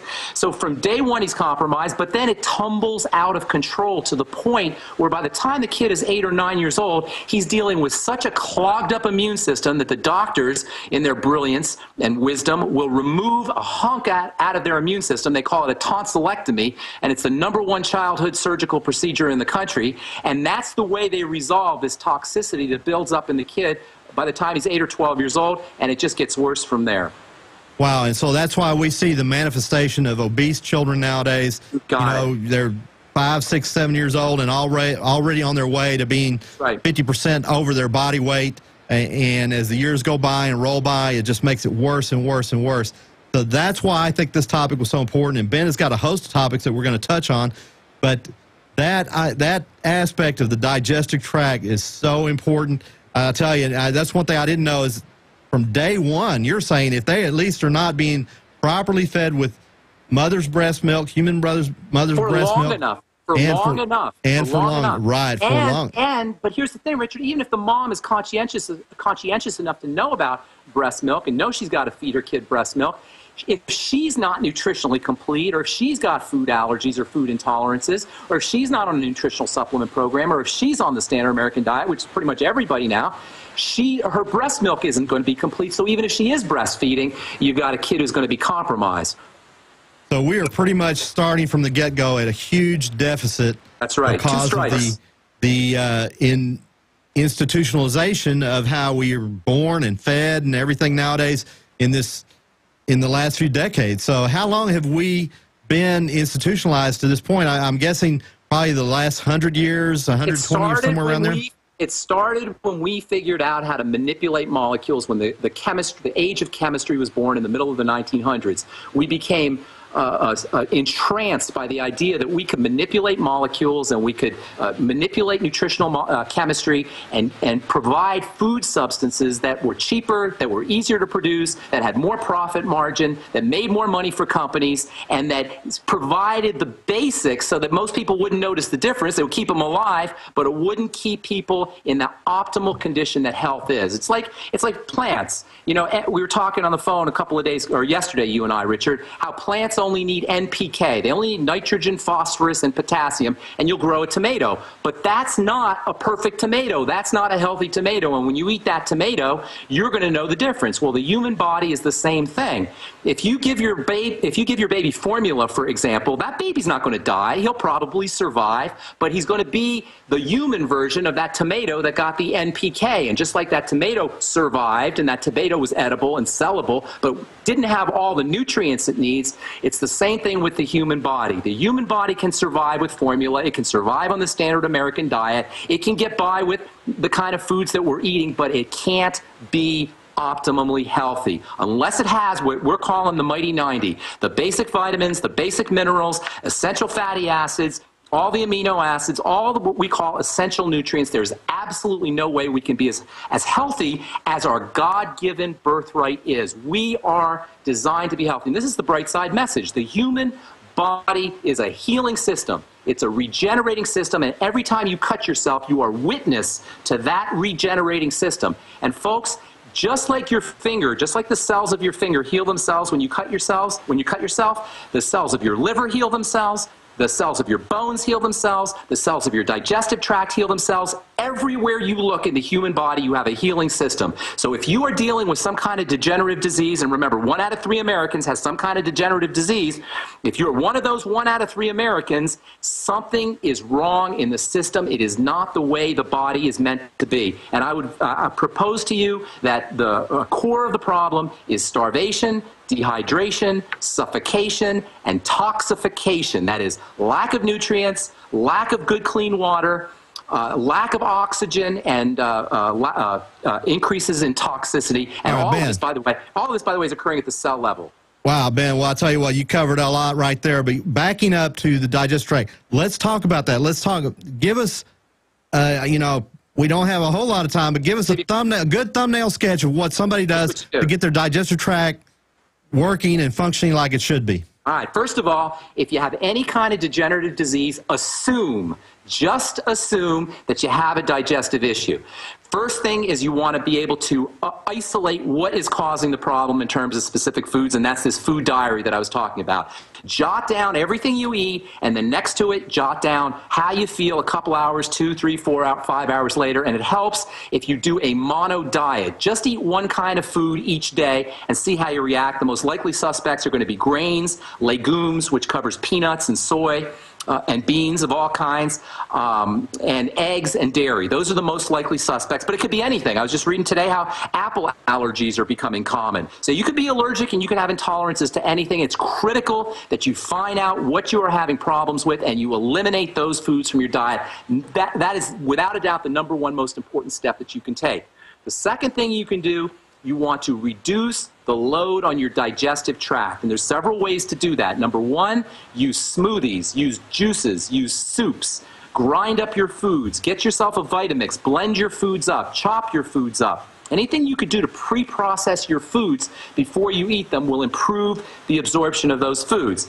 And then third of all, and this is just as important as the other two, you got to get yourself on a good nutritional supplement program that features nutrients for the digestive tract. Without a doubt, by far and away, the single most important nutrients for the digestive tract, and maybe the single most important nutrients of all, are what we call probiotics or good bacteria. These things are so powerful and so important. Now you see commercials for them on TV with Jamie Lee Curtis and all the nutrition manufacturers or vitamin manufacturers are getting in on it. They know how powerful probiotics are, but you're not going to get the quality stuff from Jamie Lee Curtis. If you use longevity products, we have a great one called Nightly Essence that's coming out here at the beginning of November. Whatever it is, get yourself on a probiotic supplement. If you do nothing else with supplementation, that's a supplement you need. And then there's digestive enzymes. Digestive enzymes are unspeakably important. You cannot process food without digestive enzymes, and many of us are dealing with digestive enzyme deficiencies. So get yourself on a good digestive enzyme supplement. And then in addition to the digestive enzymes, you need acid to activate these enzymes. And you know what, Richard? What's kind of ironic in the world of health, there's many ironies in the world of health, but one of the great ironies in the world of health is many people think that they have too much acid when most people are not producing enough stomach acid. If you don't produce enough stomach acid, it can lead to digestive distress for every part of the digestive system from the stomach on downward, including, by the way, the intestine where big problems arise. So swig on apple cider vinegar, use acidic fermented foods, things like sauerkraut, pickles, anything that's fermented and acidic is going to help activate those enzymes and improve the digestive process. You know how many people have chronic heartburn, Richard? Oh, I know. You see those commercials for purple. I don't even watch TV, and I still somehow hear commercials for purple pills, even though I don't watch TV. Chronic heartburn is a classic manifestation of what we call in the business achlorhydria or hypochlorhydria, which means low stomach acid. Just swigging on apple cider vinegar can help a lot of folks with heartburn, and most people think that their heartburn is caused by too much acid, and that is absolutely false. There's so many places. Ben, we're going to burn through this hour so fast, and I know you had so many other topics you wanted to hit. So let's just talk about the idea of nutrition being the non-toxic medicine? Man, I'll tell you, I'm a pharmacist, and my job for the last 30 years, I haven't really practiced traditional pharmacy for a while, but what we study in pharmacy school is the toxicity of drugs, largely. We study some of the effects of drugs, of course, but to a large measure, we study the toxicity of drugs. And when I was in pharmacy school, I was so amazed to find out that these things that I thought were healing and that I thought were medicinal and I thought were somehow in our interest, I was so stunned to find out the toxicity that was associated with them, with these drugs. So I was so amazed, but by the time I graduated and by the time I went out to work, I wasn't surprised any longer. Do you know that the third or fourth or maybe fifth leading cause of death, depending on who you ask, is prescription drugs? And I'm not talking overdosing on prescription drugs. I'm talking taken as directed. Hundreds of thousands of people a year that we know of die from taking prescription drugs. On the other hand, you've got nutritional supplements, which are these kind and benign substances that not only are non-toxic, Richard, but they're actually deficiencies in these substances are the causes of the disease in the first place. And that's the most amazing thing to me. When at the point of death, when we die of a heart attack, when we die of cancer, when we die of whatever we die from, as long as it's not an accident or some kind of trauma, we are dying because at the point of death, some cell system, some tissue system that's made up of cells is starving. So we literally die from nutritional deficiencies. And when we talk about nutritional deficiencies having curative powers, it's somewhat misleading because it's not that they're cures. It's not like nutrition cures anything. It's just that it replaces the stuff that's supposed to be in there to keep the body working the way it's supposed to be working. Right. It's just like you said earlier. You know, you cut your finger and you can watch that miracle over the process of a few days, maybe a week, of your finger healing up. And that is just God's miracle that He's created to keep us healthy. Now we just need to listen and learn to go back to eating healthy, drinking healthy. Like breathing, you said now, don't forget breathing. Breathing is so important. Understanding how to breathe correctly. No, I'm not kidding you, Talk Richard. a little bit about breathing. It is so vital. You know, all disease, one of the things I like to do on the bright side is I like to simplify things, right? Well, I'm going to simplify all disease for you right now. All disease is a manifestation of the body's stress response. What we call disease is the body's alert to us that we better get our act in order. Disease is our best friend because it's the way the body prevents us from dying. You understand what I'm saying? So when we have a disease, it's an alert, it's a call. And one of the most important ways that we can calm the body down and relax the body and tell the body that all is okay is by breathing. See, you can go without water for a week. You can go without food. I'm sorry, you go without water for 3 days. You can go without food for 30 days. But you can't go 3 minutes without oxygen. When you are deprived of oxygen even a little bit, Richard, an alert an emergency response is sent out from the adrenal glands, and immediately the body goes into major emergency mode. Now, this is very important. The next thing I'm going to say here, Richard, the body cannot heal, the body cannot grow, the body cannot repair to maximum efficiency unless it feels safe. Under conditions of emergency, under conditions of stress, under conditions of survival threat, all of the growth mechanisms, all of the repair mechanisms, all of the thrival mechanisms get tuned down in order for the body to meet what it perceives to be a survival threat. And there is no more important survival threat than deficiencies in oxygen. So something as simple as practicing deep breathing techniques can lower your blood pressure, can improve your immune health, can improve your digestive system, can improve your sex life, can improve your bowel movements, can improve your sleep, can reduce your anxiety, and can improve your mental clarity. Something as simple as deep breathing. And Richard, here's the most beautiful thing. It only takes a minute for you to notice the difference. And if anybody out there has hypertension, high blood pressure, do this test. Take your blood pressure and then practice diaphragmatic breathing. It'll take you 30 or 60 seconds. I can show you how to do that in a sec if you want. And then take your blood pressure again. And what you'll notice is your blood pressure will drop like a stone. And this exemplifies how easy it is to be healthy. We have been so misled by the medical model, by the medical community, by the medical priests and gurus and holy men who want us to throw up our arms and give up on our health and believe that we can do nothing about the health of our body. We have to go to the doctor. I get letters from people who have been terrified by their doctors to get off of their medication. I get letters from people who are terrified to not have their gallbladders removed or not have their female reproductive system removed because just in case the doctor says, oh my God, you might get cancer, you might have some kind of terrible disease if we don't take out your gallbladder, if we don't take out your uterus, if we don't remove your breast. There are women who are having their breasts removed prophylactically just in case because they're so terrified by the medical model. They're so terrified by the medical priest. Well, I'm here to tell you folks, after 30 years of practicing medicine, practicing pharmacy, after 30 years of observing how these strategies work in people's lives, I'm here to tell you, you do not need a doctor. The only time you need a doctor is if you get hit by a bus or you need major surgery. That's the only time. And by the way, while we're on this topic, Richard, the last thing anybody ever wants to have to deal with is managed care that we call Obamacare. And your best assurance of not having to deal with this coming managed care system, your best assurance of not having to deal with it is to get on a nutritional supplement program,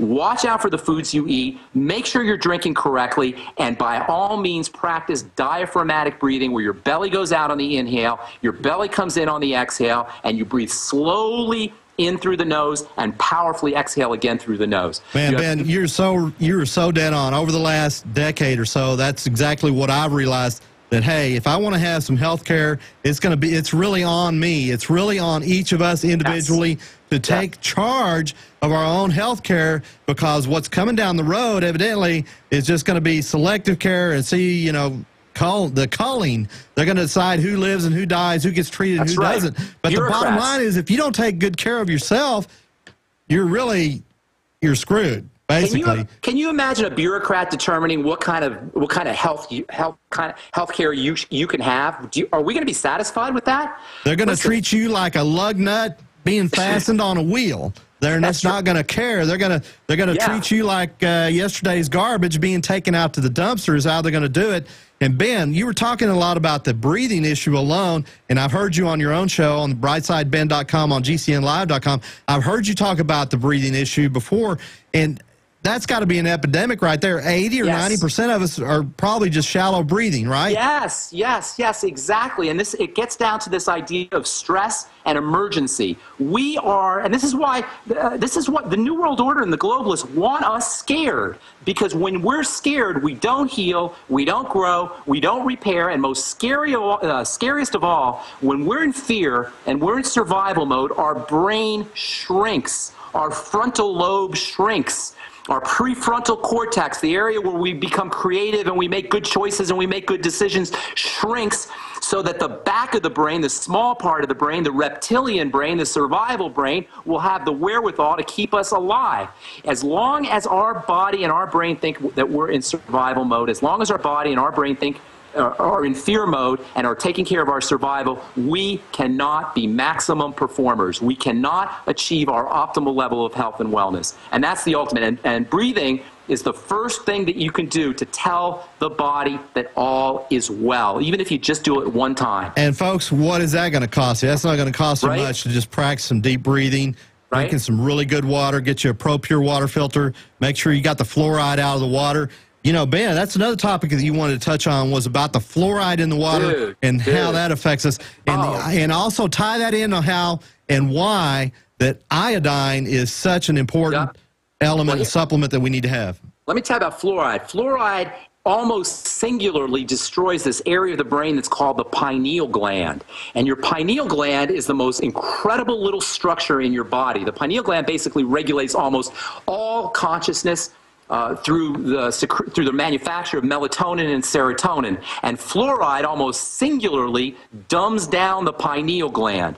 So that when we're drinking fluoridated water, when we're exposing ourselves to fluoride, this fluoride gets taken up by the pineal gland, and immediately our ability to produce melatonin and our ability to produce serotonin, the two most important consciousness neurotransmitters, becomes compromised.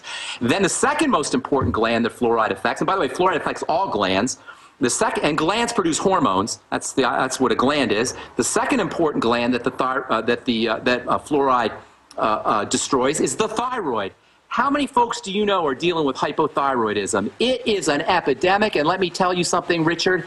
All diseases come from thyroid disease first, because the thyroid regulates everything in the body. Every single cell in the body is regulated by the thyroid.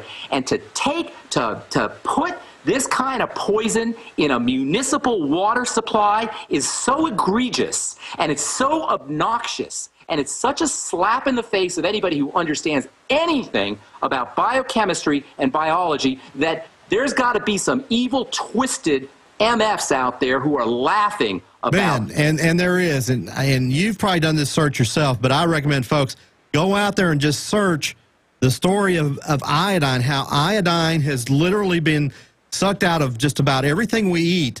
We used to get it in our breads. We used to get it in a lot of different foods that we ate naturally. But I tell you what, it literally is a conspiracy that happened, I guess, around the 40s, 50s, and 60s, that they basically, the powers that be, saw to it that iodine has basically been completely removed from the American diet. It's really egregious. Here's what they did, Richard, all right? Remember I talked about how they give you like just a little bit of smattering to keep you alive? Right. But they don't give you, right? They iodized the salt.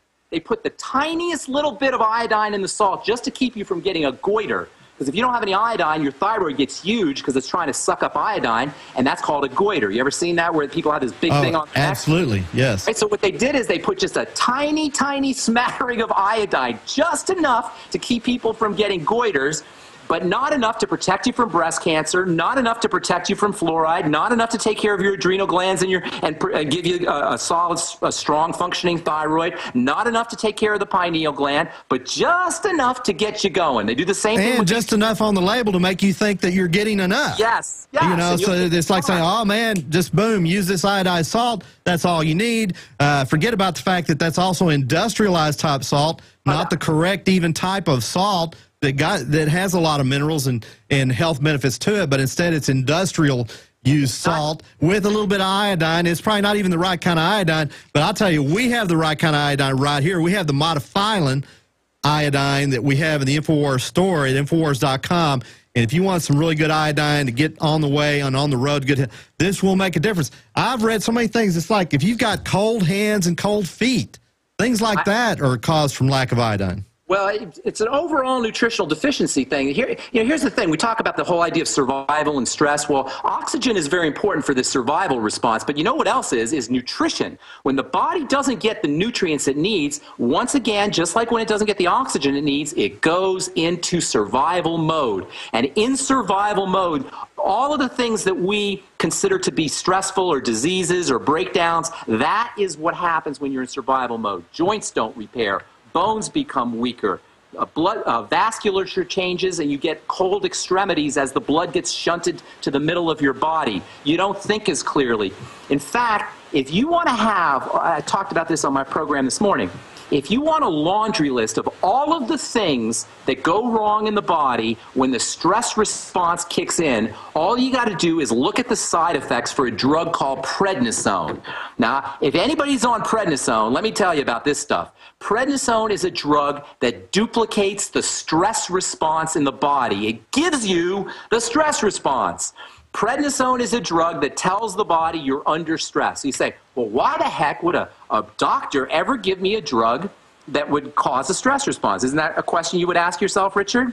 Oh, absolutely. Right? Well, let me tell you the answer to that. The reason the medical model, and I hate ripping on individual doctors because there's some really nice guys out there who are doctors, but the medical model is stupidity of the highest degree. And the reason the medical model gives you this drug that duplicates the stress response, that shuts down your body's ability to heal and thrive and grow and repair, that shuts down your brain, that changes your vasculature, that changes the way your heart works. The reason they give you this drug that duplicates the stress response is because when you're under stress, your immune system shuts down. And doctors love to shut down the immune system because many of the diseases that we suffer from are caused by hyperactive immune systems, because our immune system is freaking out from the food that we're eating and the water that we're drinking. we I'll tell you what, you got to hand it to the powers that be, to the medical community, of really establishing an insidious medical system where they take you, into sickness. They don't kill you right away. Right now, at some point, I think they're going to kill a lot of people really quick. But at this point, they like this slow kill because it's very, very profitable for a lot of people. Yes. Now, Ben, I know one thing you wanted to do is you want to try to take phone calls. And, guys, I think we're going to try to take phone calls. The call-in number for the call-in is 877-789-ALEX. 877-789-ALEX, A-L-E-X. Go ahead and call in with questions for Ben Fuchs, Pharmacist Ben. He'd love to answer your questions out there. I know there's a lot of folks. I'll tell you what, Ben, one thing that was really super exciting was back earlier this year around February, March time, Alex and some of the crew here went on the road and did events in Dallas and in Orlando. And one thing that happened at both of those events during the question and answer sessions that just blew me away is because you don't get to hear it enough. You're not out in public enough to hear it. But we literally, at both events, had people come up to the microphones during the Q&A sessions and saying that they got on InfoWarsTeam.com products, they got on InfoWarsHealth.com products, and got on the longevity products, the Healthy Start Packs, etc., the Beyond Tangy Tangerines, the Pollen Burst, the OsteoFX Plus, the EFA Plus. They got on these products, and they said it literally saved their lives or the lives of somebody close to them, a friend or family member. It was shocking to hear, but it's impressive, those testimonies that you hear on the road, that they're literally saying, Alex Jones, you saved my life. They personally credited Alex Jones by coming forth with these websites, InfoWars Team, InfoWarsHealth.com, and pointing people to these great longevity products, saying, Alex Jones, you helped save my life or some friend or family member of mine. And I got to believe, Ben, that in the situation you're in, you probably hear a lot more of that. Let me tell you something. I hear about almost every day. I get 1 or 2 letters or Facebooks from people telling me about the Beyond Tangy Tangerine. Let me tell you something. I am a healthcare professional. I got a 5-year degree in pharmacy. I am not a salesperson. I'm not a product peddler. The only reason I talk about these nutritional supplements is because I have seen these things work. Not a dozen times, not 50 times, not 60 times. Over the last 14 years, that's how long I've been working with Dr. Wallach and his products. Over the last 14 years, I have seen these things work hundreds of times. And I couldn't live with myself if I did not share this with other people. Just something as simple as the Beyond Tangy Tangerine. It's not simple. It's a very elegant and beautifully formulated product. But it's so easy to do. It's so inexpensive. Even if you don't have a lot of money, even if you don't believe in nutritional supplementation, the fact that this stuff comes in a liquid format allows it to bypass all of the malabsorption issues that we talked about earlier. And most people who are nutritionally deficient are going to notice results rapidly. And by rapidly, I mean in one dose. And that's one of the most beautiful things about the human body. This is one of the greatest gifts that the divine force has given us. Check this out, Richard. The sicker and more nutritionally deficient we are, the faster our body will heal and recover and absorb those nutrients. The more deficient we are, the faster our body absorbs nutrients. The sicker we are, the faster the healing process begins. So that if you are deficient in the B complex, deficient in vitamin C, which most people are, once you get the B complex in your system, once you get vitamin C in your system, within seconds, that's how fast stuff works. And it works in a completely non-toxic fashion. Now, you do need other things. Beyond Tangy Tangerine is not all you need. But the Beyond Tangy Tangerine is all you need to demonstrate to yourself and to your friends and to your family how powerful and how effective a nutritional supplement program can be, and how powerful and effective liquid nutrition can be. Yes. Ben, it looks like we do have some callers on the line, and I don't know how to bring them up. Can y'all bring them up for me, guys? Okay, we got, it looks like Timothy in Georgia. Hello, Timothy. What's up, Timothy? Are you there? Okay. Yes, sir. Who do we have on the line? Timothy from Georgia. All right, Timothy. Come on with your question for Pharmacist Ben Fuchs, or if you have a question for me, I'll be glad to answer it as well. Sure. I was interested, you were talking about the nutritional health and things, and talking about what does that have to do with Asperger's and autism? Well, let's talk about Asperger's and autism. They're a little bit different. Asperger's is like a social anxiety disorder issue. Now, when it comes to mental health issues, it's a little bit different than just physical issues because there's always kind of emotional trauma behind things and mental trauma. That's not to say you can't do dramatic things with nutrition and nutritional supplementation. The brain uses lots of energy. That means it's burning through nutrients faster than any other system in the body, or as fast as any other system in the body. It's burning through oxygen the same way, and it's burning through sugar as fast or faster than any other system in the body. So if you are deficient in nutrients, your brain is going to be deficient in nutrients, and this can show up in all kinds of different ways. So for example, with Asperger's syndrome, which is a type of social anxiety, there are incredible nutritional supplements that help with anxiety. Niacin alone, vitamin B3. Google niacinamide or niacin and Asperger's syndrome. Niacin's tremendous for treating anxiety. In fact, one of the forefathers or one of the grandfathers of nutritional therapy, which is called orthomolecular medicine, was a guy named Dr. Abram Hoffer, and he wrote an entire book about how you could use niacin, simple vitamin B3, to treat anxiety, to treat schizophrenia, to treat autism as well. In fact, the 4 Ds of niacin deficiency, if you go to medical school, they'll tell you niacin deficiency is marked by the 4 Ds. The 4 Ds are diarrhea, dermatitis, dementia, and death. So simple niacin deficiency can cause digestive problems. It can cause problems with the brain, problems thinking. It can cause skin rashes, and ultimately simple niacin deficiency will cause death. So there's tremendous things you could do for anxiety using nutritional supplements. I would be getting on the Beyond Tangy Tangerine, the B complex, niacin. You could use something called GABA, G-A-B-A. You can use something called lithium orotate. You'll get a little bit of lithium in the Beyond Tangy Tangerine. All of these are wonderful for working with the brain. Magnesium is super important for brain health. You can use the Osteomag if you're using longevity products. Lots of things you could do for brain health issues, including autism and including Asperger's syndrome. I had another question. Sure. We're into the survival and preparedness things, and I was asking you, what kind of items should we store for like a nutritional health and to keep our body healthy? I know there's a lot of things, but like what like powders. Look for powders. Again, that's where the Beyond Tangy comes in so well. Look for powders, things that will last a long time. You want to mineral drinks, things that last a really long time. Minerals will last a long time, and powders will last a long time. And Ben, let me interrupt. One of the key things we need to do, people like to talk about preparedness. I love talking about preparedness. And I wish I could do more preparedness myself. But the biggest thing you can do for preparedness is get healthy now. Yeah. Get healthy now. That's right. If the police state were really to come in, and let's just say we had the Mad Max scenario, one of the key things to survive is be as healthy as possible going into that. That's right. And like you said, have things like the Beyond Tangy Tangerine, have your eFoods Direct, your food storage, have the Life Straw, have your ProPure, have a good source of water somewhere, have your bug out encampment somewhere ready to go to.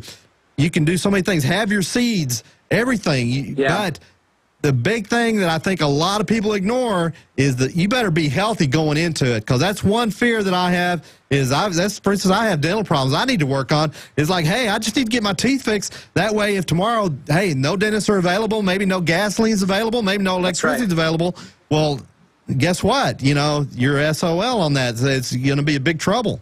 I'm telling you what. You know what else, Richard? Every time we drive by Taco Bell, we should be giving them the finger. You know what I'm saying? McDonald's, are you kidding me? McDonald's, if you're interested in survivalism, if you're interested in fighting the New World Order, McDonald's is not on the menu, and none of that stuff is on the menu, because you know what, Richard? That's how we are kept sick by the fast foods, processed foods, foods that are produced by people who don't care about you, by people who don't even like you probably. I'm telling you, what we eat is so darn important. And let me tell you something else, Richard. The less we eat, the better off we are. Obviously, you need to have a certain amount of food, but calorie restriction, eating less calories, is the single most powerful tool we have at our disposal for our longevity. Every study that's ever been done on longevity shows that the less calories you ingest, as long as you're getting your nutrients, it's called calorie restriction with adequate nutrition, as long as you're getting your nutrition, the less calories you ingest, the better off you're going to be, the longer you're going to live. and the quicker you're going to heal and grow and repair if you're sick. After we eat, Richard, do you know that an inflammatory immune response is initiated that shuts down the healing process temporarily until the body settles down? That's after every meal we eat. We have to pay close attention to the kind of foods we're eating, and we have to make sure that we're not eating as many calories and we're still getting the nutrients. I'll tell you what, Ben, that's one thing I've definitely not adhered to as well, is I haven't gone into the calorie restriction, but I need to do that. Ben, we've lit up the lines with calls, so let's go on to the next call. We've got, looks like Marvin in Texas. Hello, Marvin. Can you hear us, and what's your question? Hey, Ben. Hey, how you doing? Greetings. Hey, it's become so easy now for me to just, when I get into, I know a lot of doctors and everything, and it's just so easy to pull up links and destroy their theories or show them and they go, whoa, hey, that's great by you. But I ran into a problem with an eye doctor. Okay. And I was just wondering if there was a link I could go to find out about repairing your eyesight. Oh, that's a good question. That's a great question. And let me tell you why I like that question, Marvin. Have you and I met before, Marvin? Oh, you know who it is. Yes. I think I do know who you are. Okay. Yeah, and so I'll say her first name. Angela is the person I go through. Good deal. Angela's awesome. All right, here's the deal. Whenever you have a part of the body that's breaking down, it's important that we don't focus on the part of the body that's breaking down as much as we focus on the fact that the body is breaking down. It doesn't matter where you're breaking down, it matters that you're breaking down. Now, it could break down anywhere, and it's almost like the luck of the draw. It's sort of like how a wall breaks. You know, how a wall comes tumbling down. A crack will appear on the left, a crack will appear on the right, a crack will appear in the middle, and eventually cracks will appear all over. Or it's kind of how glass cracks. It doesn't necessarily matter where it's cracking, it matters that it's cracking, and if you wait long enough, the whole thing is going to crack. So when you say there's a problem with the eyes, what you're really talking about is you're probably talking about inflammation in the muscles, you're talking about inflammation in the lens, you're talking about a sugar reaction perhaps in the cornea, you're talking about breakdown at the cell level, and it doesn't matter necessarily that it's the eye cells or the iris cells or the cornea cells or the retinal cells or the joint cells, or the liver cells or the thyroid cells. It matters that the body is breaking down, not where it's breaking down. So when you're dealing with an eye problem, you deal with it the same way you deal with eczema, you deal with it the same way you deal with liver disease, you deal with it the same way you deal with any health issue. That is by controlling, number one, inflammation, and that means by controlling what you put in your mouth, the kind of foods you're eating. Number two, stabilizing your blood sugar. That is eating more protein, eating less of the refined carbohydrates, the fast-burning carbohydrates, eliminating food allergies, making sure you're breathing correctly, making sure you're hydrating. And that's really the point. We get so misdirected. It's like a magician's trick where they show you something's happened on the left and they pick your pocket on the right. We get misdirected into thinking the problem is our eyes, or the problem is our thyroid, or the problem is our joints, or the problem is our liver, or the problem is our adrenal glands, or the problem is parts of the body, and it's not the parts of the body. Ben, let me ask you a question. So, Yes. like say, for instance, with your eyes, basically everybody should be on a Healthy Start Pack, also known as the Yes. Alex Pack, available Yes. through InfoWarsTeam.com. That gives you the 90 for life, gives you the 90 minerals that you need to get your body basically healthy. But talk about how, like Doc Wallach talks about, how when it comes to your eyes, what is going to be some of the secret sauce Here's the that secret helps sauce for the Mighty Ready? 90? You ready from the secret sauce? Let's hear it. I love the way you said that, the secret sauce. And I love talking about the eyes. I'll tell you why. Because I'm in the skin business. You know I'm in the skin business, right? That's how I generate most of my money. I formulate skincare products, and I help people with their skin. So when I tell people, I always tell people about how you can use nutrition for your skin, especially for the sun. You know how we get all this crap about how you got to stay out of the sun? That's another load of crap right there, how you got to stay out of the sun. So I tell people, look, here's a test for you. Go get yourself eye vitamins. All right, and I'll tell you what those are here in a minute. But you can get Vision FX or some kind of eye vitamin, and take it for a month, and then go out, or first lay out in the sun and see how fast you burn. People usually burn 5-10 minutes. Then you take the Vision FX, or you take some kind of eye vitamin for a month or so, and then lay out in the sun again. And you know what you're going to find? You're going to find that you don't burn anywhere near as rapidly as you did before you took those supplements, because the supplements that you're taking go through your digestive tract and go into your blood and get stored in your skin to protect you from the sun. Well, guess what, Richard? The same thing happens with the eyes. When you take these supplements that are specific for the eyes, they go through your digestive tract, they go in your blood, and they get stored in the eyes. And the eyes are subject to a lot of stress from the sun. Obviously, they're subject to light stress. So using antioxidant nutrients like selenium and vitamin A and zinc and vitamin C and vitamin E and herbs like bilberry and phytonutrients like astaxanthin and zeaxanthin. And by the way, all of these are in the Vision F. A lot of these are in the Vision FX, and most of them you'll get in the Mighty. You'll get all of them in the Mighty 90. If you start to take nutritional supplements for your eyes, not only will you notice that your eyesight is improving, not only will you notice that if you have macular degeneration, your macular degeneration is improving, but you'll also notice that your skin health is improving, and you'll notice that you have a better skin response to the sun as well. Wow, Ben, and also, do we not probably abuse our eyes now more than ever? Now that, you know, we go out in the sun and all that, that's a natural thing going out there. That's the way God made us on that. But with the computer screens that we're constantly staring at, I mean, we're really, really working our eyes hard, aren't we?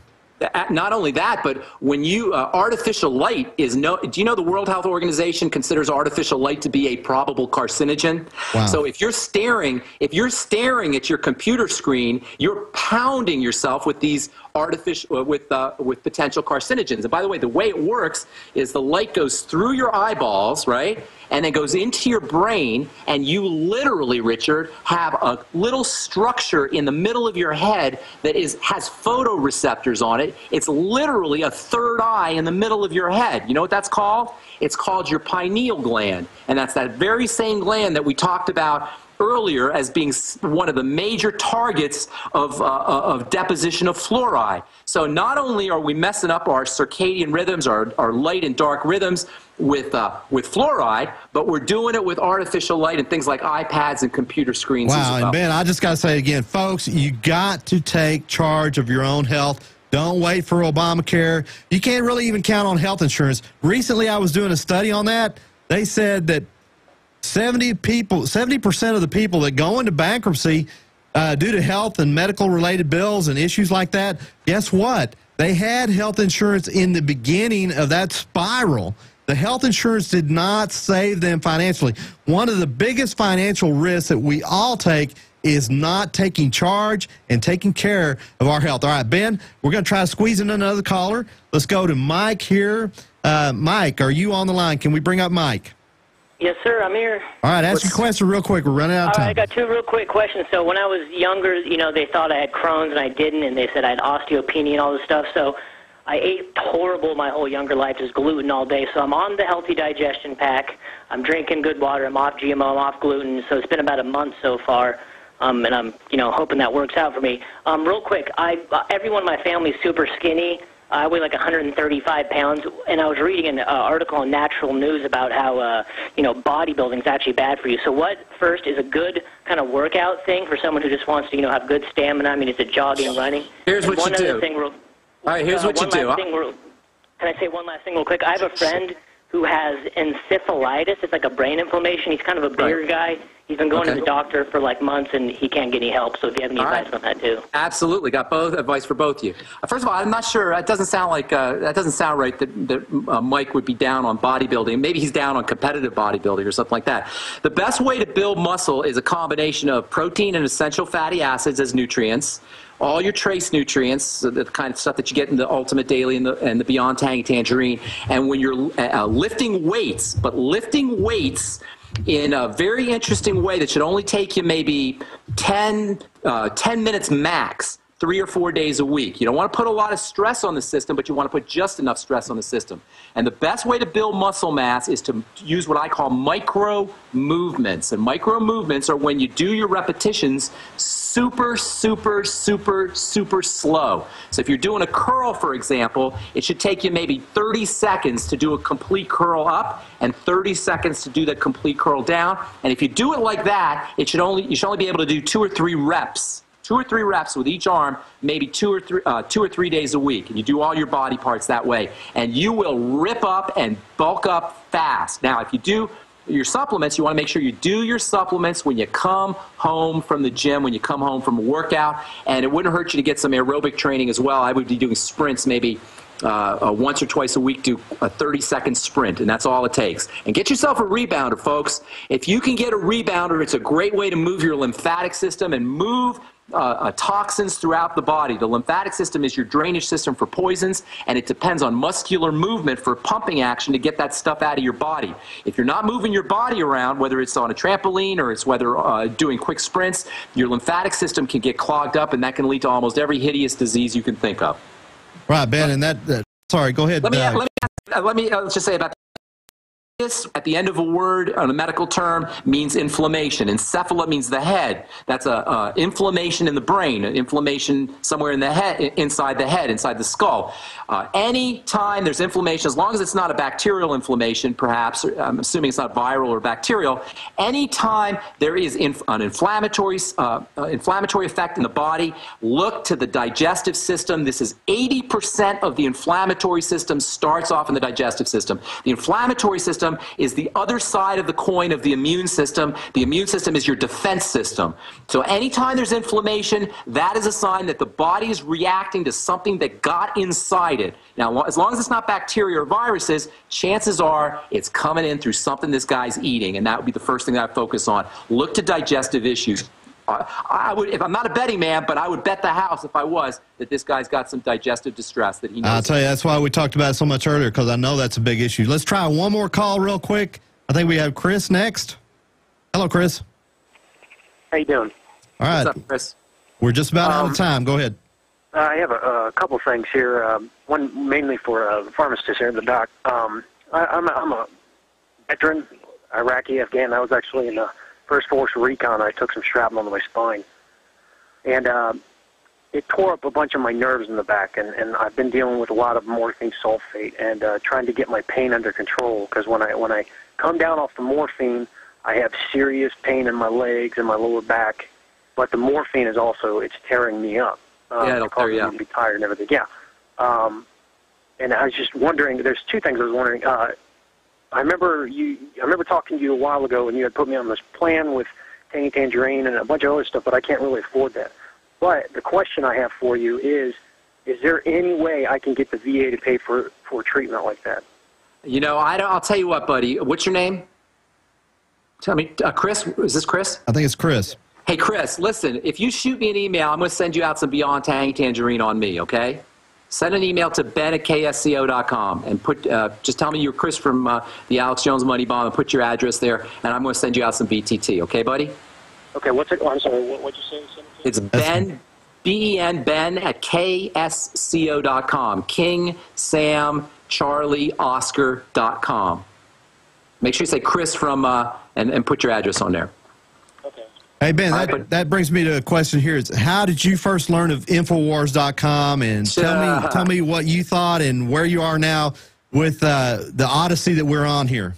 Let me tell you where I first started. I started listening to Alex back in the late 90s. He was on a station called Radio Liberty. And let me tell you something. When I heard that guy, like everybody, obviously, who first hears Alex, I was blown away. And I've been an Alex Jones fan ever since. Now, I didn't start getting on to Infowars until maybe 8 or 9 years ago. But Alex Jones' message, listen, I like to tell it's not that humble, but I like to think of myself as the Alex Jones of nutrition. I want to wake people up to the idea that we are being manipulated by nutritional and biochemical warfare. All right, and it is a kind of info war, but it's also a biochemical war, and it's a nutritional war. And so, to me, what I'm doing is what Alex is doing with the New World Order and with politics and with geopolitics, I'm doing with nutrition. So he's like a brother in arms is the way I look at it. Well, Ben, that's great. I tell you what, you, Dr. Glidden, Doc Wallach, Dr. Corey Gold are the four musketeers, the four Alex Jones of the health info war. It's magnificent that you guys are there. Folks, I tell you what, you, the listeners, you, the audience, are the reason that we're all here. All this great crew that I'm privileged to work with and that I'm privileged to be here at this microphone. It blows me away to think that I'm a part of another Money Bomb. I think this is the third Money Bomb I've been involved with, that I've had a little piece of it, a little segment of it. And I'm telling you, there's only one guy on the planet that could have put this together the way he did, and that's Alex Jones. And he's my boss. I love him, man. The guy, he's solid. I've been listening to him since 1997 or 98 when I first heard him on 98.9 FM JFK here in Austin. So, folks, go to the InfoWarsMoneyBomb.com, InfoWarsMoneyBomb.com, and donate till it hurts if you can. Like Alex says, if you can't afford it, just spread the word. Be an info warrior. Spread the word if you can't afford it. But if you can't afford it, if you do have the means, by all means, do this. And get healthy now. Prep up, get healthy. InfoWars team, InfoWars Health, Alex Pack. All right, welcome back to the InfoWars Money Bomb. That is the Obama phone remix. You guys like that? This is the InfoWars Money Bomb. The number to call is 1-888-253-3139. Again, that's 1-888-253-3139. The website is InfoWarsMoneyBomb.com. And also be sure to check out the eBay auction. We have the great items on there, the sledgehammer, Alex's old microphone, the Obama T-shirts, the Obama Joker T-shirt. And also check out the InfoWars shop where we have many of our great items on sale, many things. And you can check out this shirt, Legalize Freedom. So definitely check that out. We are still playing that song. Yeah, just play the song, play the song. It's a good song.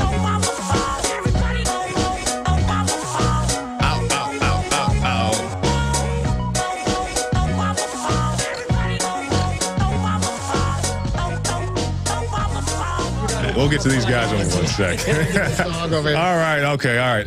Now, I'm joined in studio, as you just saw, by two of our great info warriors. We have Rob Jacobson and Russell Dowden. How you doing, guys? Hey, how's it going, Jakari? It's going good.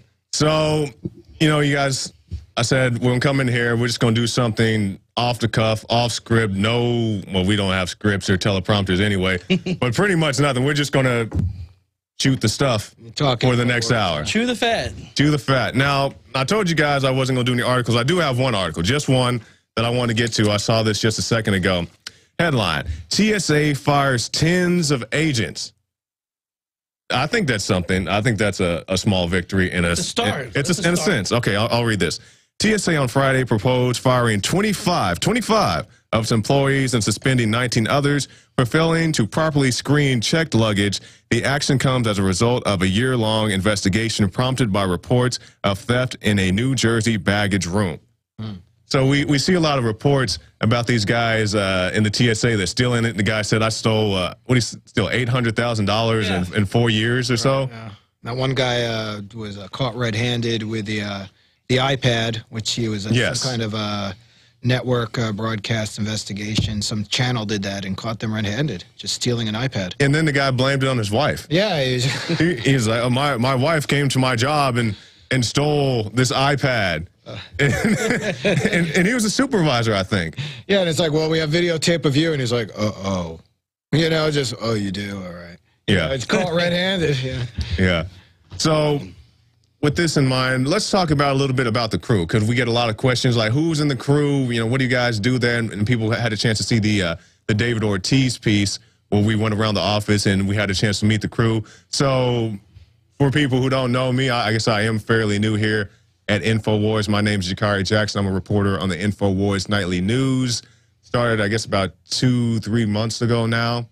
And Levin Austin, winner of the InfoWars Reporter Contest. Many other great entries in that as well. And many of our other reporters came for that as well. That's my short introduction. We'll move on now to Rob Jacobson.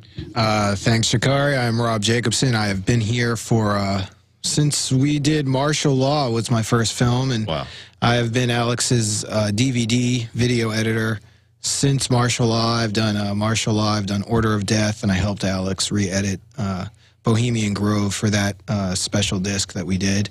Then we moved on to Terror Storm and Endgame. I've been involved in all those projects. And, of course, Obama Deception and Fall of the Republic. And it's been quite a roller coaster ride over here, and I wouldn't trade it for the world. And it's been an honor, and you know, I can't. It's like living a novel over here, and it's unbelievable and surreal. And you know, it is like what Alex is saying. Being around here, doing this stuff, being active, which he showed me how to do, is really living life. I mean, time has flown by for me these last 6 years, 7 years. It's been like a big vacation, and I wouldn't trade a total adventure. I wouldn't trade it for the world. And we'll talk about that 6 years of experience here in just a little bit. But Russ, tell us what you got. Oh gosh, what are me? Russell Dowden, do the magazine here for Alex, and Alex and I were kind of old broadcast buddies. I used to do radio with GCN many years ago, Jakari. Right. Back in 2000, I kind of had a paranormal rock conspiracy show back in the old days. And anyway, I heard and got wind that Alex wanted to have a magazine. So after many years of publishing Weird Magazine, I reached out to him, said, "Hey, you still want to get that magazine going? Let's talk." He was like, "Oh yeah, come in, Russell. Let's talk about it." So, you know, all that time later, here we go, and we've got working on our third one that'll be out next week and a half from now, by the 1st of the month. So. A lot of fun to be in here with you guys. I've been watching the InfoWars team for a long time, and it's really cool to be in here and then host a show tonight and do one. Yeah, you did a great segment. Yeah, it was. You two guys did a great segment together. It was fun. It was a lot of fun. It was a lot of. Now we have one more guy, one of our guys behind the scene. If you watch the InfoWars nightly news, you see us commonly refer to this guy, and you see me talk to him. Very unprofessional live on air. You see, who made that graphic? Who made that graphic? And we have many great graphics people here. Jacobson is one. Also, Darren McBreen, who will be joining us a little bit later. Melissa Melton, as well as doing her report. She also makes graphics. But one of our favorite guys here, one of the guys we couldn't live without, Marcos Morales. Can you hear me in there, Marcos? Hey, what's up, guys? You hear me in there? Yeah. Hey, they finally gave me a mic. There he is. That's on my show. That's the mystery man who makes not all of our great graphics, but a lot of our great graphics. You guys always hear me say, "Oh, that's a great graphic, Marcos. That's a great graphic," and he does make great graphics. His work is real funny and it's political, and it's a great mix. So, is this your debut, Marcos? This is this is not necessarily my debut. I went out and Alex threw me on the air when Darren and I went down to Georgia to talk to Chicken Man, or talk to find out about Chicken Man's story, and then we raised a bunch of flags at the city hall in Roswell, Georgia, and now they screen everybody that goes in. They put in scanners because of me and Darren just showing up with a camera to ask questions. Yeah, you show up and ask questions, and a lot of things happen to you. Now, that's a good topic, Marcos. Now, I guess we can go into people's histories, and I definitely want to talk to Rob about your experience here at InfoWars. But I want to talk about a little bit of war stories. We just heard Marcos allude to the Chicken Man incident where he and Darren, man, I have the shiny head. I'm gonna have to put on a hat. I can see myself in there. I'm gonna put on my hat. I brought a hat because this is a common thing. Me and Dan, we shave our heads and we get the shiny head. So until Dew calls and tells me to take it off, I'll be wearing this hat. All right. So anyway, I want to tell some war stories, and I guess I'll start. In my short time here at InfoWars, I had a chance to go out to a RFID protest, and even though that wasn't my story, I was a cameraman there for that. And to me, that was the most impactful thing in my short professional journalism career, to go out there and interact with people, because so often we just do these stories. It's the idea of getting rid of fluoride, or it's the idea of people being knowledgeable about what vaccines can do to your kids. But with this RFID protest, I had a chance to go out there and actually meet people, the people who our stories affect, in the Hernandez family in San Antonio, Texas. I'm not sure if the Alex Jones Show, if InfoWars were the first people to carry their story, but we were definitely one of the earliest. And since then, they've gone on to publications such as the Huffington Post, and we're definitely happy to be a part of their early exposure. And also, on that same trip, myself and Melissa Melton had a chance to meet the NSA. So I guess we're official now. Welcome to the club. Yeah, okay, yeah. You have an NSA story, Russ. Yeah, they called my cell phone once and didn't even leave a message. But they did call. I don't know if that was a spoof or what, but yeah, picked up the phone, called them back. National Security Agency, can I help you? I was like, the NSA, what's going on? Anyway, we had that show and that piece that Alex did a while back, but welcome to the club. Welcome to the club, and as Russell was talking about, you can find that piece on prisonplanet.tv. Now, Jacobson, what do you got? I mean, I have so many. It's just, let's pull up some more stories. It's just so many great stories come to mind. I've been on so many really adventures and trips with Alex. I can't. The one that pops into my mind always first, though, is when I went to New York with him, and it's in Truth Rising. Of course, we documented it. We were all there with our cameras. Right. We're marching down one of the streets. We're all, 9/11 is an inside job. Right. 9/11 is, and it was right in front of the some kind of cop convention, and. You can see our cameras got swiped by these guys, drunk cops. Who knows what the event was? Yeah. We do have the Marines were there. That's on tape. I don't know what the significance of, but they were drunk and they were booing us and there were cops and we were just walking down that street and I'm like, whoa, this is an intense situation. And fortunately, while it seemed like a powder keg, nothing went off, but it was an intense and high-energy situation. I really felt proud for the guys for keeping their gumption. 9/11 was an inside job, and I think it was the true spirit of the truth movement, At that point, I'll always remember that night, and it was very exciting, of course, and... and then there are other stories that come to mind. Did you feel vulnerable when you were in New York City with all that? I felt, I felt like the cops gave us an unusual kind of a presence there, I guess is the word, because if we would have, I felt that if I would have separated from the group, I might have been at the mercy, I'm sorry to say it, of the police. Like, obviously sometimes they conduct themselves a little bit more criminally than we need them to be. And I felt if I would have separated, there would have been perhaps, there was a point when the cops were all pushing us back and somebody smashed into me and so, everybody starts screaming. But when I was in the group, I kind of felt like the cops gave us this weird kind of, let's say, a respect that we're here, they know that we're here to protect our free speech, to air our concerns against the government. What we have observed that they have, the crime that they have committed, the people sitting in the seats of power, that we have observed them abusing their seats of power or voicing it. Yes. And I felt like the cops kind of understood that at some level, even though they kept their arms crossed and they're looking at us. Yeah, they had to keep the presence. Now, that particular trip, was that the one that you guys were on Geraldo, or is that a different trip? What happened is that we saw Geraldo. Somebody noticed Geraldo on the big screen in Times Square and was like, look, he's live right now. So since we're already all out there, it's like, well, why not just walk 3-4 blocks to wherever Fox News is broadcasting and go and check him out? And that he was right there. And again, we went from passing in front of that cops, all the cops doing that, right to Geraldo, where it just kept on going. Like the energy did not stop. And we have it all on Truth Rising. We captured the whole scene. It was a great moment in my opinion, the truth movement. It was a great moment in my life. And, Now, did Alex get arrested that night? Yeah. Yes, he got arrested. He got arrested. Do you remember what the charge was? The charge was was it something about the bullhorn? Yeah. And what happened is right after Geraldo, we all go marching to the police station, and the police get overwhelmed, of course, with phone calls. And in 1 hour, they let him go, of course. Yeah. He could have spent the entire weekend in prison or jail over there waiting for a trial. And, that's the power of the media. That's the power of, we wouldn't put up with it.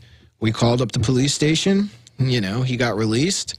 And there it goes. It was just a big joke to begin with. The chants were free Alex Jones, Alex Jones. And eventually they let him go. Yeah, we totally overwhelmed the police station. The power of the press. Now, Russ, you... besides doing magazines, you also have experience in radio, from what I understand. Yeah, I've dabbled in radio, if you guys can tell by maybe now, I don't know. But yeah, I've produced probably 8 or 9 different talk shows over the last, say, 17, 16 years. Okay. So a lot of them were, associated to my having owned Weird Magazine. I owned Weird Magazine, so my radio gig was Weird Radio. So I was doing Weird Magazine, doing Weird Radio, and then had a lot of paranormal stuff, a lot of guests. Like I've had Phil Berg on before, but we'd also get into entertainment, and I'd had on Elvira and Cheech and Chong, rock stars often would come on. maybe not Billy Corrigan, Smashing Pumpkins, but we certainly had the opportunity to interview Gwar and some metal bands and things like that. So, I've actually played shows with Gwar, by the way. On a side note, I've played shows with Gwar. Marcos has played shows with Gwar. Right on. Actually, I almost got beat up by their drummer one time. Let's hear this story, Marcos. Let's had to interject. We're talking entertainment. That was one of my areas. I was opening up for Gwar early on in my career That's not Russell Dowden, by the way. Oh yeah, sorry. Yeah, fix that, Marcus. I'm actually over here punching the show too, so getting excited and jumping in and forgetting stuff was up. But I actually was taking my stuff out of backstage and saw the drummer taking all of his equipment off. And I saw these big flaps of man flesh just fall down. And I went up and grabbed one because I was already celebrating. I was like, I'm playing with Gwar. I grabbed one of them and I was like, good show, and shook it. And he hit me with a forearm. Boom! Wow. And I went flying over some cords. And that was my Gwar experience there. Cool. Now, I guess, to take the curtains off a little bit, people, always want to know, like, what are we interested in? And people know who watch the show. I'm obviously a gun right advocate and big comic book nerd. But Marco, since we were just talking about your experiences, why don't you tell us a little bit about, you have a band, right? We can't hear you. Sorry, okay. I do. I have a band called The Dead Sea. Oh, taking the wrong button. See that? You're getting me confused. I am. Getting you all excited. Getting excited. I do, man. That was actually my first exposure to counterculture. I got into music because it was an easy way for me to express my ideas and frustrations with society. Right.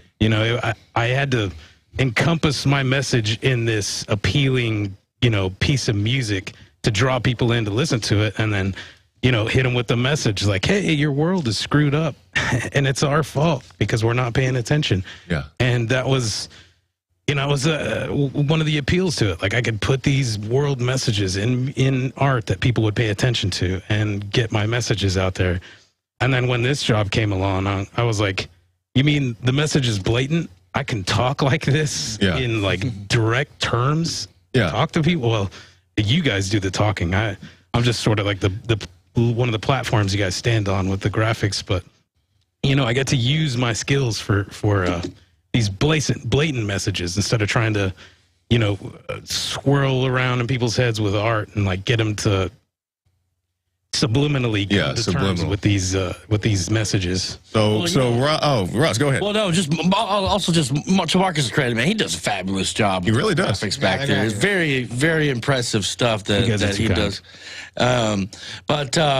No, just back to me, whatever. I've been in radio for a long time and media, worked in, newspaper, print, obviously in marketing. Met Alex actually in person at the old television station about 12 years ago, and I was involved in TV. I was actually training as a producer, Rob, to become a producer at the Access television station when Alex announced that that July stop the 9/11, stop the terrorist thing, like that, the pre-9/11 attack broadcast. I was actually in Sony DV300 training class back then in that summer of '01 when he made that infamous broadcast, Operation Stop the Terrorists, I believe was his famous broadcast. But print media, a little bit of TV, a lot of radio. It's been my background, and I've been a big fan of Alex's over the years. And just to be here,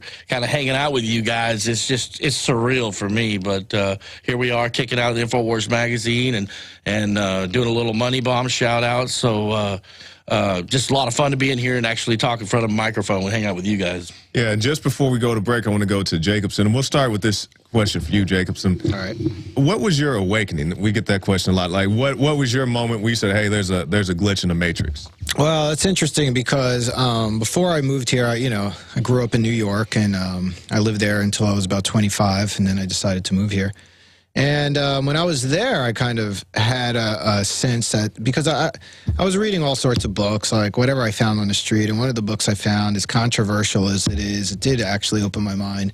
And just to mention the authors, Robert Anton Wilson wrote Cosmic Trigger, and and this was in '98. All right, so it's not like I was really, you know, I was still dabbling in books. Yeah, you're trying to figure out what was going on. Trying to figure out what's up, what's down. And actually, the message that I got from that book was, besides all the other messages in that book that I'm sure it's absolutely layered with, is an open mind is a working, functioning brain, is one of the messages. And that's the message I pulled from it. And I keep it to this day because, and it did make a lot of sense to me that the more you believe in something, the less you're going to accept of the truth, because if it's outside of your reality tunnel, you're not going to even see it. Because you're in the paradigm. You're in a paradigm of belief, and there could be something outside of your belief system that's real that you're not going to notice because you just don't believe it. So because of that, so then I moved to Austin, and one of the first, you know, I had like 3 bags with me, a blow-up mattress, and I have a blow-up mattress. Yeah, my sister actually bought me a TV set. Like, this will keep you company, you know. Yeah. And flipping through all the channels, the only channel that I actually landed on every single time was Public Access. And one of the guys on Public Access all the time before 9/11 was still Alex Jones. Right. And I'm, you know, in my apartment, and all of a sudden Alex is like, oh, look at this, water with fluoride for babies. And I was like, what? That is true. Like, why are they putting fluoride in water for babies? And it was right there on the label, and it just caught my attention, and I've never been able to turn away from that fascination. And then when 9/11 happened, I was working in Austin. We had an Austin Music Network, which was a city-funded music network. It was one of the only ones. It was very unique, and it was very interesting work there too. And I was working there while 9/11 happened.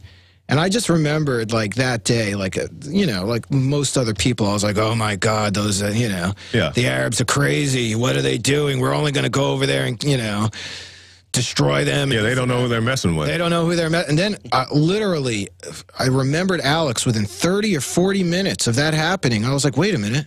Maybe this is what Alex was talking about all along. And from that point on, it was just like my mind was changed, just thinking of the show, thinking of the information that was here. Alex was giving us the information, InfoWars. And on that day, like, just based on everything I thought about at that point. On 9/11? On 9/11, I changed my mind right then and there. I was like, you know what? Maybe this isn't what they're saying. Like, my first impulse, of course, within an hour, but probably only an hour or so, I was like, well, that's crazy that they're doing. But then it occurred to me, everything that Alex was saying right then and there, it just piled in my mind. I was like, this is probably what Alex was talking about all along, you know? Right. And it was. And, you know, he called it before it happened. Before it happened. That's a good point. Now, we got to go to our break. But you guys keep in mind that InfoWars Money Bomb is still ongoing, our 48-hour transmission. The phone number to donate is 1-888-253-3139. And you can also donate at InfoWarsMoneyBomb.com, the InfoWars shop, and the eBay auction. So stay tuned, and maybe we'll have another guest in here after the break. I don't know what's going to happen. We're teleprompter free, so stick around. You are watching the InfoWars Money Bomb, our 48-hour broadcast.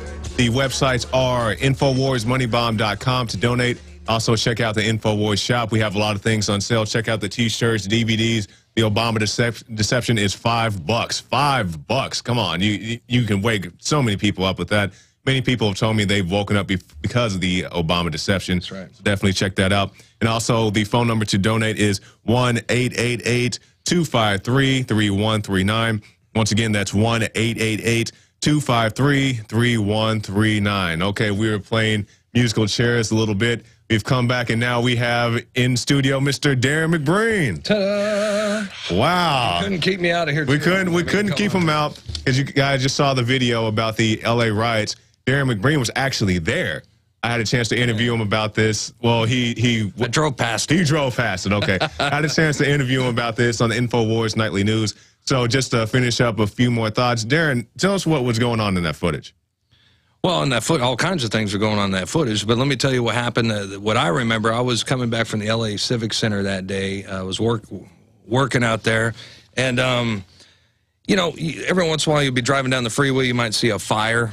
You know, I just saw a fire. Okay, a building's on fire. No big deal. Right. You know, a couple miles later, there was another fire. And then another fire. I was like, oh, my God, you know, what the hell's going on?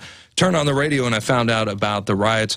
And of course, I knew about the Rodney King trial, and then we'd found out that the police officers were, they were not guilty, and I was angry about that myself because Rodney, he got his butt kicked, man. And those guys deserved, some kind of penalty. So then the LA riots, that's how it started. And it was a weird, man. There was a weird aura in the air. People were driving, even for Los Angeles, just more erratically than normal. Right. And I got the hell out of there. But, luckily traffic wasn't too bad. Got home in, 20, 30 minutes or so, turned on the TV and watched the rest of it. I did go back the next day because I told you last time we talked that a friend of ours, my brother and I, she needed a ride. She lived in L.A., so we volunteered to escort her home. And he drove her car, and I followed. And we took her home without incident, but we did manage to check out some of the damage the next day. And it went on for 6 days. I mean, it went on and on and on. They eventually had to call in the National Guard, the 7th Infantry, and even the United States Marine Corps had to come in. 15,000 troops in total were called in to Los Angeles to restore order back then. That was 1992, yeah. Now, we were brought up this topic of rioting because we hear these reports of Obama supporters. Actually, I have the article right here if you guys can get a doc cam. New threats to riot if Obama loses election. Despite the issue receiving national media attention, Obama supporters continue to threaten to riot if Mitt Romney wins the presidential election. Now, as we talked earlier, we saw numerous Twitter feeds, many people directly and indirectly threatening Mitt Romney and even in some cases Barack Obama, saying like, yeah, I'm going to get my rifle and I'm going to shoot Romney and Obama. And like we said, most of these just people, just popping off at the mouth. But like we talked about, if 1 out of 100 of these were real threats, I mean, these are serious threats, and they're also threats of riots. Yeah, they might riot if Obama wins. I mean, you don't. As a celebration. Yeah. Like the Lakers won the championship or something. You never know. Yeah, well, I mean, my point of view of all this is that a lot of guests came on the show already and talked about how the mainstream media is putting that option on the table for people, and that's a really sophisticated trick they play on the general population. Is what they're doing. They could say anything and put it on the table as long as it's all a coordinated thing and it seems real to somebody who is addicted to television. Their world is displaced into the television set. So when they suggest something like riot, it puts a lot of ideas into people's heads, even if you have like, don't riot, and you've all heard the thing about affirmations, all you have to do, you put a negative in front of the action word and all you really get is the action word. So don't riot is riot. That's what the mind picks up is the action. And now, James, I heard you talk about something before about how to actually start a riot. You say you plant people in crowds? Yeah, what happened is I read Jim Morrison's it was a biography by him, and I read that too. Yeah, by Danny Sugarman. Okay. And basically he talks about what Jim said, how he recalls Jim was talking about. This isn't Jacobson, so guys, don't be saying this. Don't say that InfoWars is trying to start riots. This is in a book that he read. This is a book about Jim Morrison, and this is his plan that he had when he was in UCLA to start a riot, and basically by placing people in specific points in a crowd and in unison in a coordinated way acting up. And he figured that there are like pressure points in crowds, just like there are pressure points in the human body and all that. So if you put specific people in certain spots of the crowd and you have them all act up at the same time, you could trigger a riot. And that was Jim Morrison's, experiment. And his friends allegedly in UCLA basically all chickened out at the last second. Like, I'm not going to do that, But this reminds me of what the possibilities are. We could have an agent provocateur type of situation. Even if no one wants to riot, and they could say, look, let's say Obama loses the election, right? They could spread rumors that there's some kind of voter fraud. Oh, not voter fraud. Yeah, well, not in America. Yeah. But a lot of people would feel disenfranchised, and then an agent provocateur would perhaps start a riot here, start a riot there. And I'm telling you, man, it doesn't take long. These things could expand, and next thing you know, it's a whole nation of rioting going on. Because, even in the L.A. riots, that was spreading nationwide. If they hadn't gotten there and stopped it, absolutely, And what's even more scary is that you know, it could spread nationwide, or they could really, if it's not spreading the way they want to, they can move their camera teams into these little isolated riots that they maybe started and it's not taking off they want, and show it to the people as if it's a major riot starting. Oh, yeah. And they can misrepresent it to really urge people to get out there and start rioting. I mean, they want an excuse to come in and have martial law and take over. Definitely. So this could be the big false flag. The flag that we've been hearing about, that they say on MSNBC that Obama needs a false flag attack to reconnect with American people. Absolutely. You know, we keep hearing about that. I would just say this to everybody out there, whether you're a Romney supporter, Obama supporter, or info warrior like the rest of us, and you could see through the paradigm. But if you are going to go out and vote for Democrat or Republican, this is what I say. If you're not one of those people who are planning to go out and riot after the elections, and you happen to heard chatter of people who did, I would just urge everybody out there, if you've heard chatter of people like, if that happens, maybe I will, talk them out of it. Just talk them out of it. Say you're being tricked. They're very sophisticated individuals. Well, you don't have to say that. Just say, man, that's stupid. Don't do it. It's dumb. It's a bad idea. It's not going to get anybody anywhere. It's only going to hurt the people who are actually rioting. And that's the idea that you want to tell people. If you riot, you're going to hurt yourself. You're going to shoot yourself in the foot. Just like I never understood these sports riots. Your team wins, and then you tear up your own city in celebration. That never made any sense to me. But now we'll get back to the topic we had before we went to break, and that was, what was your awakening? So if we can go now to Marcos. Marcos, what was your awakening? What was your moment of clarity? I've actually had a few moments of clarity. Well, give us the first one. Well, or the best one, whatever you think. One of the first times I started questioning authority and questioning the people that are telling you what's good for you to do with your own life. I was a young kid. I was raised Catholic. And I'm not necessarily knocking the Catholic religion. I'm knocking these particular people that I ran into. Right. We were out with my family. My dad had just started a business and was just starting to make enough money to do something like go out to eat with the family. So we go to this nice restaurant, and while we're there, we run into 3 Catholic priests from around our town. It's a small town, so everybody knows everybody in the town. Sounds like a joke almost. I walk in a restaurant and 3 Catholic priests are in there. And it was like a Mandarin restaurant too. So 3 Catholic priests walk into a Mandarin restaurant. That's a good. Anyway, so we're at this like really fancy restaurant in my small town, Lubbock. There wasn't a whole lot of fancy restaurants at the time, so. I was already a little flabbergasted because I knew all the stories of the Catholic priests, their vows of, what's the vow? They're like poverty, vow of poverty, things like that. So I see these guys sharply dressed in a really nice restaurant, and my dad even offers to buy them dinner. He's like, hey, I'm going to show off. I'm going to buy the priest's dinner. So they think I'm on the way out, and we're all leaving at the same time. And I see all 3 of these guys get into 3 separate nice cars, Lincolns, Cadillacs.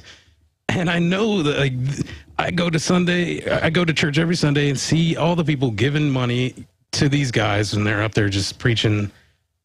They're telling these guys what to do, and they're preaching these these ways of like taking care of each other, and then they're scooping up this money, and then they were getting in these nice cars and driving off. And I was probably like 13, maybe 14. And I just really started questioning hard everybody who came at me with, prescribed ways of life. I started questioning everything, everybody. That's a good thing to have. Just I don't mean so much the questioning of authority, but questioning the official story. Even if you watch InfoWars, just don't take our word for it. When we show you an article, we show you a document on screen, go and read that document. And we give you these headlines for a reason, so you can read this Mitt Romney article I have right here on the desk.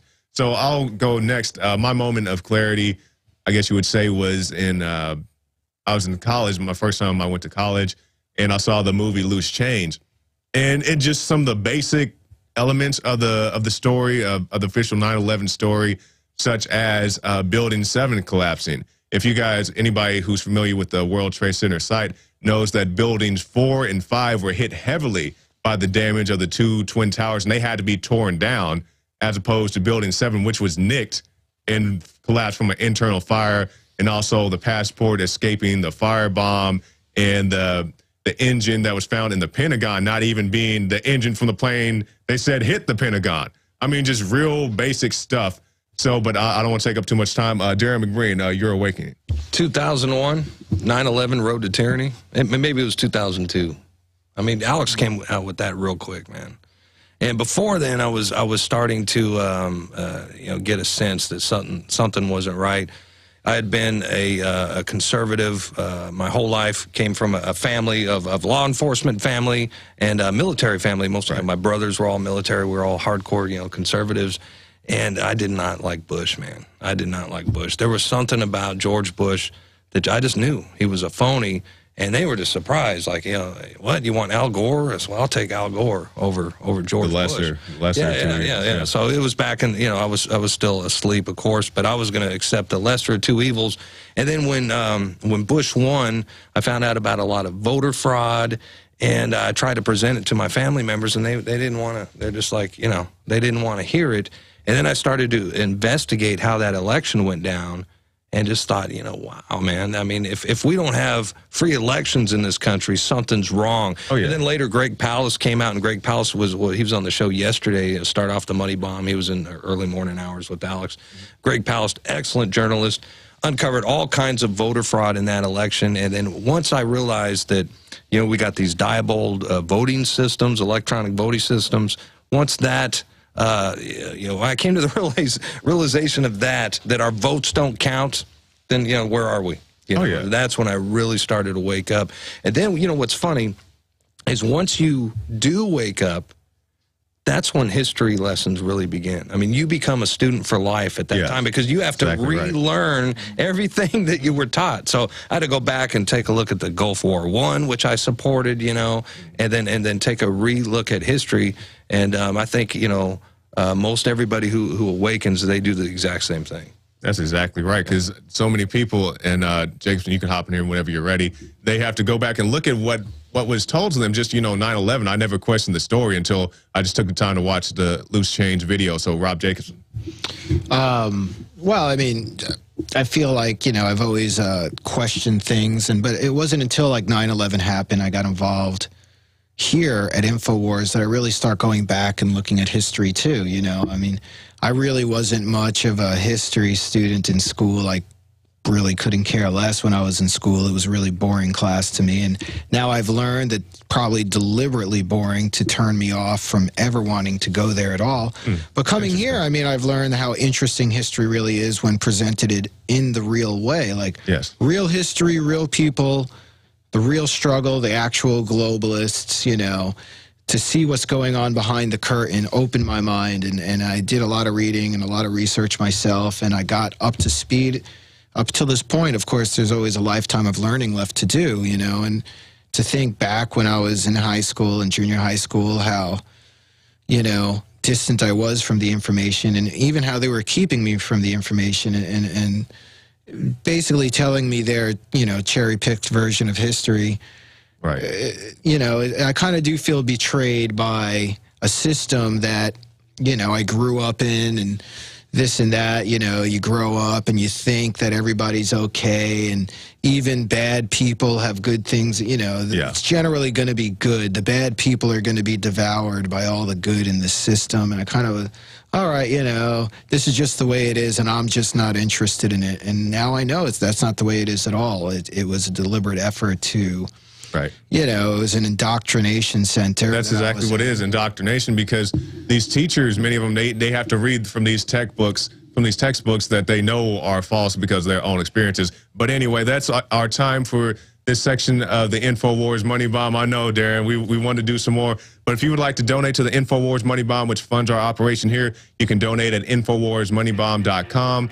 And also 1-888-253-3139. Again, that's 1-888-253-3139. Darren McBreen, Rob Jacobson, Marcos Morales, and I'm Jakari Jackson from InfoWars Nightly News.